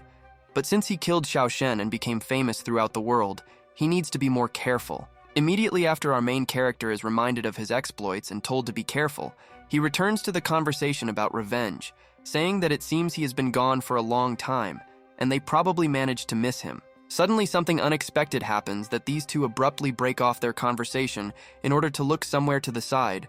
Apparently, again, someone completely accidentally appeared in the sky or flew here. Our predictions are correct because, turning with our main character and looking at the sky, we see in front of us the fighting Grandmaster of the kingdom.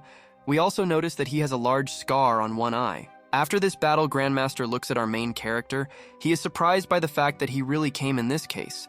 He intends to test what he is capable of in battle. The old man continued telling our main character that first he harbored a traitor from their clan, and then he dared to kill one of their sect members, which is why our main character will pay for his deeds today. Despite the fact that in front of our main character was the martial grandmaster Yang Jao, asked him if he wanted to say that he should bow his head so that he would kill him, because Shang also wanted to kill him, that's all. Immediately after this old man heard such insolence from our main character, he told him that now he also wants to kill him, so they can see right now whether he succeeds or not. After our main character realized that a fierce battle was coming, he immediately took out his blade, telling this old man that they would only be able to find out after they fought in battle. This old man was not going to tolerate our main character and his boorish antics. He immediately began to use his technique to teach him a lesson. He called our main character a pathetic worm who will die today. Apparently, this combat grandmaster was very serious, because a couple of moments after he used his technique, a huge tornado appeared next to him and demolished everything in its path. The elder who was next to our main character immediately realized that a very serious attack was coming on them, so he immediately warned our main character to be as careful as possible with this. These two still managed to temporarily stop this tornado. Our main character told Elder Shu that their level is lower than that of this grandmaster, so they definitely won't last long this way. Next, we observe that our main character, continuing to hold the attack of this combat grandmaster, informs the elder that he will right now use the dragon sword to parry, after which he will not retreat. These two in this terribly critical situation had no other choice, so Elder Shu immediately agreed to our protagonist's idea, while Yang Jao tried to get his dragon sword. Our main character's plan, apparently, was doomed to success because we watched as his sword was heading straight at this combat grandmaster. He immediately noticed this attempt to attack him. But the reaction of this old man was not enough to react in time, so he was able to dodge at the last moment. But our main character was able to achieve his plan because the old man was distracted. Immediately after our main character had a chance to escape from this huge tornado, he immediately jumped off the ground in order to take a safe distance as quickly as possible. But this battle grandmaster was not going to let our protagonist go so easily. He sharply blocked his path with a superhero landing and loudly called out the name of Yang Jao. Judging by the eyes and the fighting stance of this combat grandmaster in the role of a grandfather, he turned on the god mode in order to win this battle. He asked our main character where he was going to run away. Our main character understands that right now in front of him, Han Sheng is the same old man from the ghostly axe. But how did he end up here? He immediately recognized his greedy dreams and greedy eyes. What does he need? Immediately after this unwanted guest appeared in front of our main character, he continued to shout at our main character that he would die right now and his life would end at this moment. Meanwhile, the battle grandmaster who was watching this scene began to laugh. He told Yan Zhaogi that the heavens needed his death because today they would finally see how he could escape this time. But after this battle, Grandmaster said his pleased speech. A huge stone boulder appeared behind him, which was about hundreds of times larger than himself. He was surprised. A moment after what happened in the next frame, this huge stone boulder slammed this self-confident old man into the ground. It was unknown where the hell this stone boulder came from here. Meanwhile, the second old man immediately realized that this was all happening from heaven.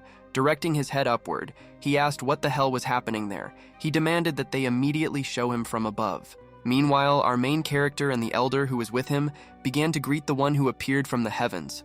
Our main character called the one who came here. The Grandmaster and the elder greeted Elder Shu. Immediately after that, the two greeted the one who came from heaven. This old man from the Ghost Axe immediately looked up and realized that most likely we were talking about the Steel Lion King, Shu Te. A couple of moments later, the Battle Grandmaster, who had previously been crushed by a stone, also looked up and said that it was a steel lion. He did not understand how he arrived so quickly to the Eastern Dynasty from the heavenly continent. Next, we watch as a huge golden foot from the sky steps on the part where this old man was. A voice from the sky reports that they will continue their conversation when they deal with this situation. At this moment, the old man is trying to save his life by running away. Looking back, he wonders what the hell is going on. How did Shite manage to end up here? Apparently, he came to deal with Yang Jao. But a couple of moments after this old man continued his flight, he suddenly realized that his body began to get heavier. He caught himself thinking that he most likely would not be able to leave here. A couple of moments later, this huge celestial figure that came to the battlefield once again dealt a crushing blow with its huge leg, which slightly missed this old man who was trying to escape. But immediately after the first blow of this celestial giant missed this old man, two more incredibly powerful blows appeared. We did not see their consequences at that moment, but we clearly heard a cry of pain. After a couple of moments, we see in front of us the very person who is behind these incredibly powerful blows. This is the Galva of the punishment hall of the Guangcheng Mountain Sect, named Shite, and he is clearly in a bad mood. Next, we watch how this head of punishment flew up to this old man. Immediately after this old man saw him, he asked Shite how he dared to do this to him by trampling him. In response to this, Shite asked this old man what he could do in this case, because the members of his sect were creating real chaos in his kingdom, so he had to answer for this 100%. The martial Grandmaster replied that Mount Guangcheng Ural was a traitor from his sect who rebelled against the entire charter of their sect, and his disciple Yang Jao killed Xiao, one of the key disciples and a direct descendant of his sect. Shitai answered this old man to all this that Xiao was a depraved and envious idiot, and he more than once intended to frame his comrades, and he and his entire sect should be punished for such shamelessness. Apparently this Shute was deadly serious, because then we watched as a huge golden hand was rapidly approaching this man, which intended to finish him off. At this moment, this old man could not believe his only eye, because even Han Shen, whose cultivation level was the same as his, was captured by him with only one technique, so it was unlikely to last long. Immediately after this martial Grandmaster realized that he had no chance to resist this guy, he used a technique called the Rising Sun Jump. Meanwhile, Shute, who acted as a judge, immediately realized that the defendant wanted to escape. He informed him that even if the Holy Patriarch was here, he would still demand the same. Next, we watch how this old man, at the level of a combat Grandmaster, runs like a defenseless animal. He turns back to see that fair punishment is very close to him. After a couple of moments, we understand that the attempt of this combat Grandmaster fails, and the huge golden hand of the judge catches up with him and deals him an incredibly powerful blow, slamming him into the ground. After this mighty OK created by the powerful technique of the judge rises, we watch as this old man now looks more like a dead cockroach than a white Grandmaster. Next, we watch as our main character approaches this old man. He tells the old man that this is what happens when someone goes against one of the Grandmasters from the Guangcheng Mountain Sect. Our main character explains to this loser that the Grandmaster from his set has practiced only one combat technique all his life and has reached a level on the verge of his abilities. So, in any case, he will always be faster. Next, we watch as this judge tells Elder Shu that he would like to ask him to take care of the eldest son of the Emperor of the Tang Dynasty, and also not to forget about his people. Immediately after this elder hears this request from this Shite, he immediately folds his hands in front of him, telling this Grandmaster that he can rest assured that he will take care of it. After a couple of moments, this Grandmaster with incredible technique still turned to our main character, saying that he really killed Xiao. Our main character justified himself by saying that his hand slipped. Immediately after this, Shutai showed a like and said that his hand slipped very successfully. In response to this, Zhaoge laughed because he thought that Elder Shi was in the region of pure water. How did he manage to come so quickly? In response to this, Shute explains that this is all thanks to our main character, who sent people to warn him. Otherwise, he would not have known about what was happening here at all. Our main character had something to add, but Shutai interrupted our protagonist by turning to Yang Shu. He asked him why he was trying to run away and hide immediately after he saw him. This aroused his interest. In response to this, Yang Shu replied that their disciples were unable to identify the enemy, and as a result, the Holy Sun Sect carried out a raid on the territory of the Celestial region, which was under their control. This man continued to justify the punishments to the head as naturally as possible. He added that he was so scared and ashamed that he wanted to immediately fall into the ground when he found out that he was here. At this moment, Yang Jao realized that this dodgy Stark was only talking about minor troubles. He was taking the initiative to admit his mistake, but did not even mention more serious problems. Even though this elder had a plan to justify himself, Shutai immediately noticed a strange pulsating shadow bag on his belt. Shutai reported that he felt the presence of living energy there. In response to this, the elder replied that when he was rushing here, he accidentally came across their missing disciple Yejin, who was lying on the ground, and since he needed to run to the rescue, he placed his essence in a bag. The man continued to explain, saying that this Yejin is still unconscious and this body and mind are connected to the bag, so they will be able to release him from there only after he wakes up. After a couple of moments, they explained to us that the pulsating shadow bag is a special and incredibly rare treasure. In the bag, there are kilometers of free space for storing huge amounts of things and living beings. By the way, living organisms can also be freely stored in this bag, but only for a short period of time. Meanwhile, the head of punishments, having heard the explanation, turned around and said that they will wait for Yejin to awaken. After a couple of moments, this incredibly cool head of punishment turned to the old man whom he had smashed and told Han Sheng that for joining the group in the abyss and causing chaos in its depths, he would receive a mortal punishment. Immediately after this martial Grandmaster stood up to ask, what is the use of this if the world is already doomed? He wonders why they can be higher than them simply because they are stronger.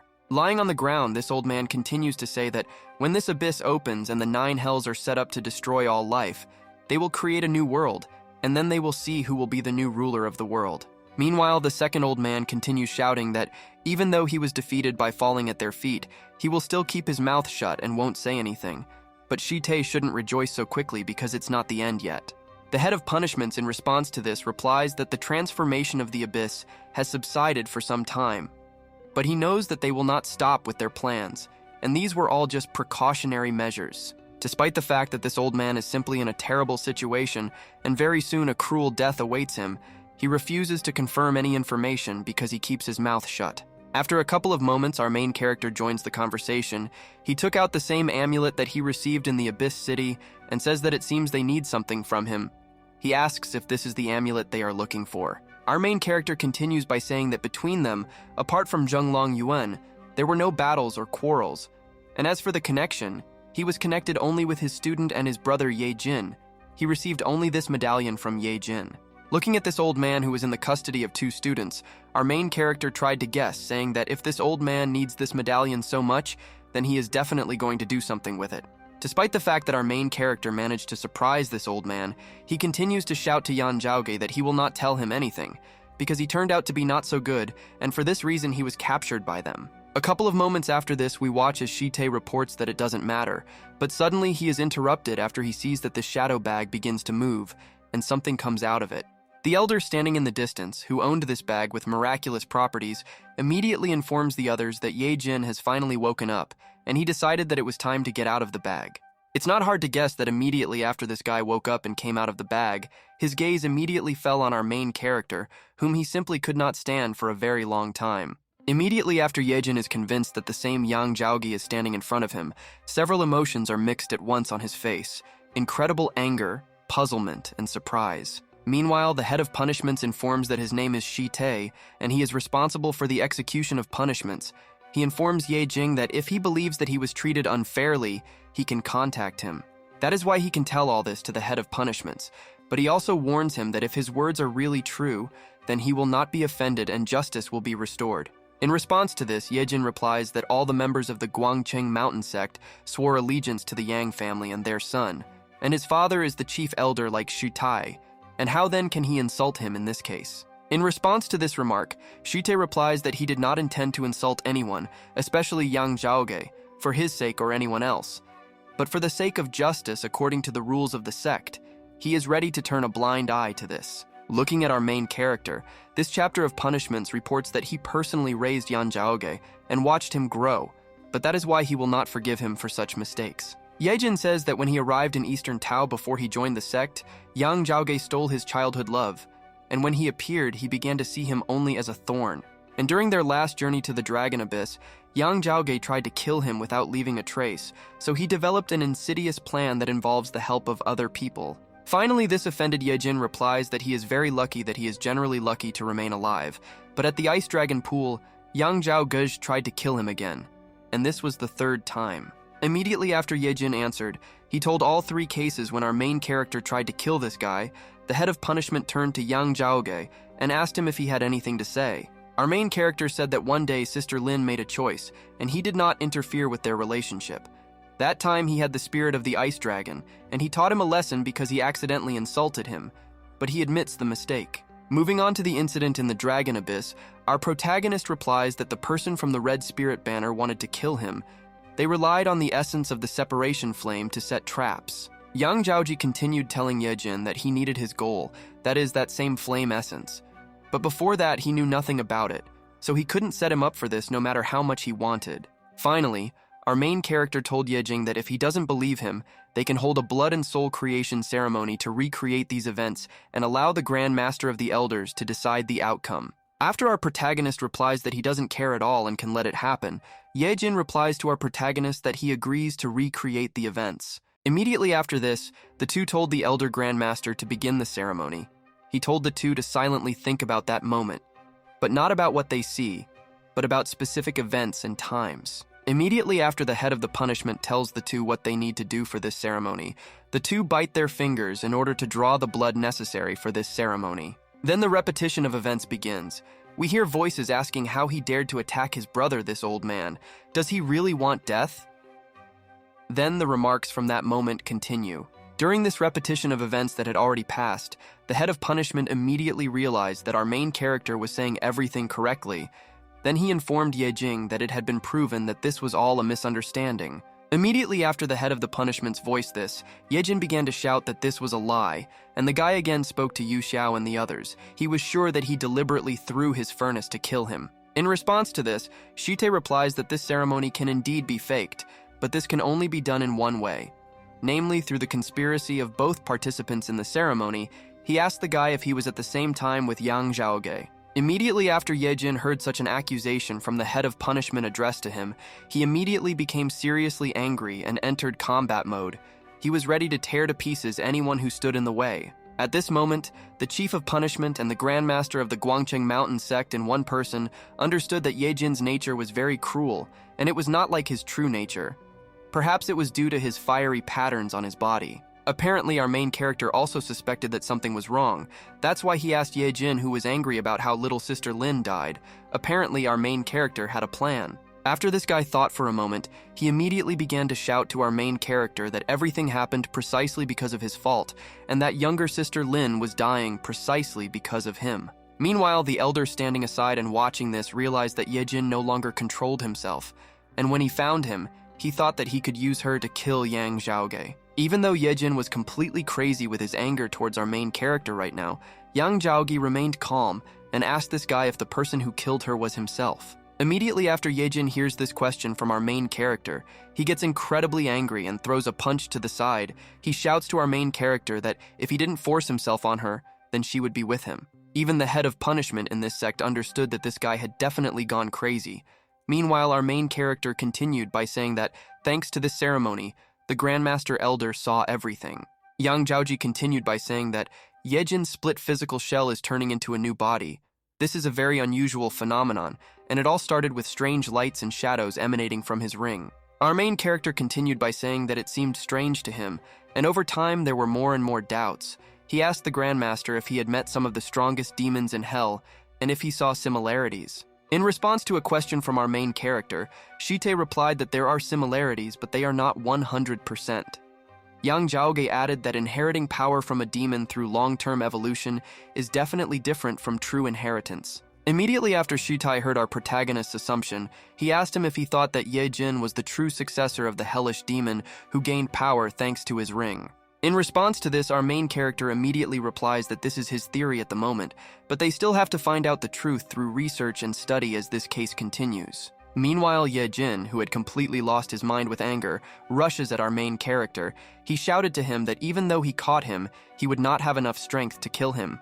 Continuing to rapidly reduce the distance to our main character, he asked him if he would continue to ask for his reputation for the benefit of his own, because he is just a pathetic dog. But after a couple of moments, the rapid reduction in the distance of this Ye Jin abruptly stopped after his face. Out of its plan, met a palm that stopped him. Next, we watch as our main character masterfully turns the power of his opponent against himself in order to slam this loser into the ground so that he yells less. Next, we watch as our main character is going to continue beating this loser. Before striking him, he asks about what he is saying. He asks him if he really thinks that he will not kill him. We watch as Ye Jin, finding himself in this position, is in complete shock. But he understands that he cannot lose at such a moment, because he still has not avenged the death of his younger sister Lin. Next, we see how people around the Rizzo begin to panic, because the sky suddenly begins to darken. They are trying to understand that this is such a thing that even the sky began to change. One more moment and night comes, despite the fact that a second ago it was day. Before us is Lord Muguang himself, one of the 7 sons of the great Sun Sect, a real legend in a living body. Immediately after the Chief of Punishment sees this lord, he immediately takes off to pounce on him. In a couple of moments, there will be a serious clash between Chit and the lord. After Chit flies into the air to begin the fight, we watch as these two begin to fight at incredible speed. From the outside, it seems as if 6 people are fighting at once. Meanwhile, the elder standing next to our main character understands that this is the twilight of the dark moon. This level of cultivation tells them that this is the Twilight Sovereign, one of the 7 sons of the great Sun Sect. After our main character hears about this, he turns to the elder to tell him that he remembers that the Twilight Prince was the second most powerful among the sons, and his cultivation level is similar to the first son. The elder, hearing this, reports that this is so.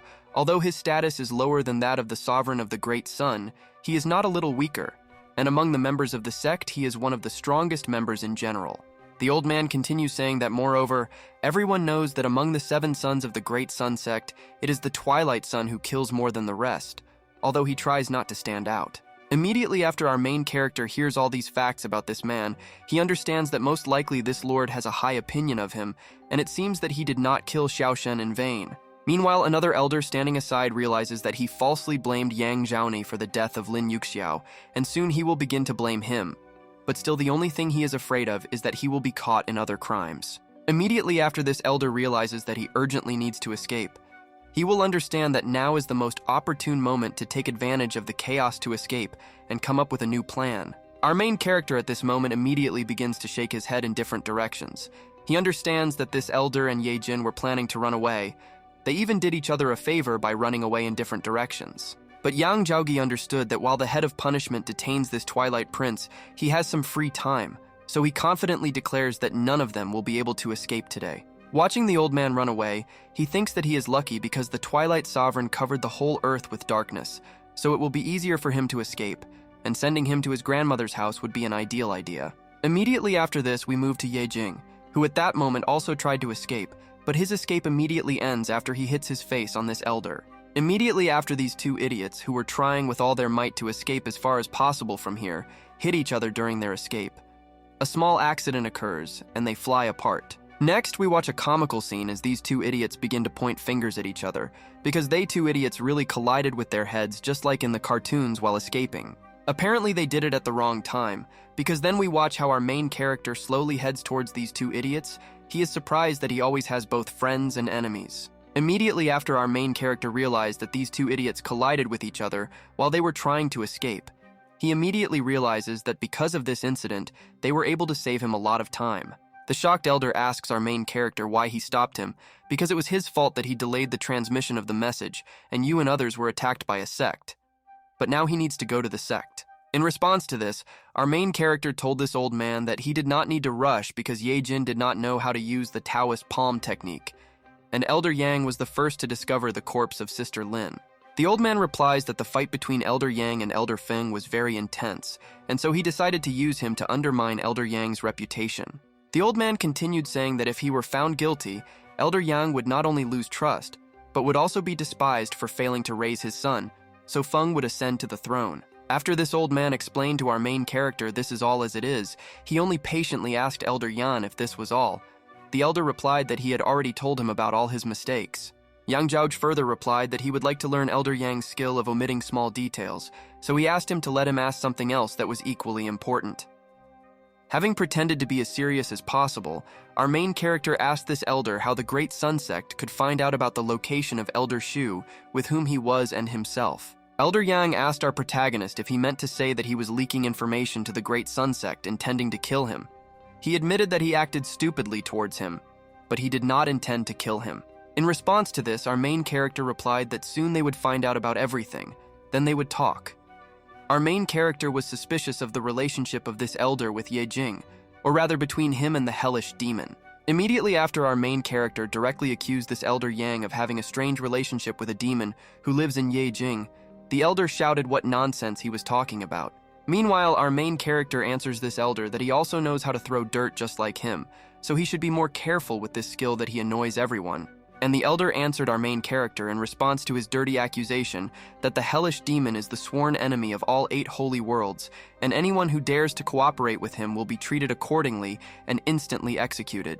This old man also adds that when he said that he wants to kill our main character, he admitted that he really wanted to do it. Meanwhile, the student behind said that evidence is needed for this. For this purpose, he brought something. Next, the servant of our main character continued by saying that when he arrived here, Yang Shu's people wanted to kill everyone. They did not have time to save 2, but everyone else was fine. After the elder heard this, he turned back. Meanwhile, our protagonist's servant continued by saying that during the preliminary interrogation, it was established that Yang Shu was guilty of communicating with the Great Sun Sect and giving away the positions of their disciples. This was confirmed by the elder judge. The elder who was standing next to Esahu at that moment added telling Yang Shu that if it weren't for the information from Yang's nephew, he would never have realized that he was so narrow-minded or what his motive was there. Immediately after this elder was driven into a corner, literally everyone who could demanded that he say why he did it because he had already lost and he had absolutely nothing to hide from them. The old man was shocked by this situation. Further, our main character added that at first he could not understand why Elder Yang wanted to kill him, but then he remembered something. Many years ago, when his clan was returning from the thunderstorm region, an incident occurred and many clan members died, including his grandparents. Immediately after our main character spoke about the incident during which his grandparents died, he asked this Elder Yan if he was involved in this, among other things, in response to such an accusation. This Elder Yan did not know what to say. Apparently, he himself had already realized that there was no point in lying anymore, so he called on his equipment to enter the battle. Before that, he told everyone that he had nothing more to say. A couple of moments after this, a sword appeared in the hands of this old man, and there was an angry expression on his face. He asked our main character if he really still dared to pursue him. Continuing to point the sword at our main character, he told Yang Jao that all the time he walked along the carpet like a real king of the earth, and he probably had completely forgotten how high the heavens are. Immediately after this Elder Yang, after he was cornered and he said this line, he said that he made an attack, thereby saying a fight. He also added saying that today one of them will definitely die. Our main character, judging by his quick reaction, was ready for such an outcome of events, so he immediately extended his hand to direct his Emerald Dragon technique at his opponent. Immediately after the reaction of our protagonist allowed him to easily attack first, despite the fact that his opponent was trying to take advantage of the effect of surprise, a powerful explosion occurred. But this fight was not going to stop so quickly. Elder Yang asked Yang Jao if he had always been so reckless. He also asked him what he thought was why he was able to live so long with such a mind. Continuing to stand in front of our main character with his sword ready, he asked him if it would be great to have such a family, because now without his father Yang Di and Shi Te, he would easily crush him like an ant. Our main character replied that he has a wonderful family, thanks to which he received abilities that he never hesitated to use, and his body and skin are also the merit of wonderful parents. His father had the peculiarity of passing on to him all useful things. Immediately after Yang Jao explained all this in the language of facts to this loser, he pointed his sword at him and told him that no matter how much strength he took from his family, because with such a good start, something else is more important. Immediately after this, our main character sent his huge emerald dragon to tear apart the technique of his opponent. He told him that the only thing that matters is what heights he can achieve in the future. Next, we watched as a huge green dragon moved towards our protagonist's enemy and was about to deal him a very powerful blow that most likely could have ended his life. Immediately after Elder Yang realizes the power of our protagonist and his attack, he immediately tries his best to dodge in order not to say goodbye to his life. After this, Elder Yan manages to dodge the attack of our main hero. He jumps high up in order to take out his sword in flight to deliver a powerful attack on everything that is under him. However, even this does not affect the composure of our main character one bit.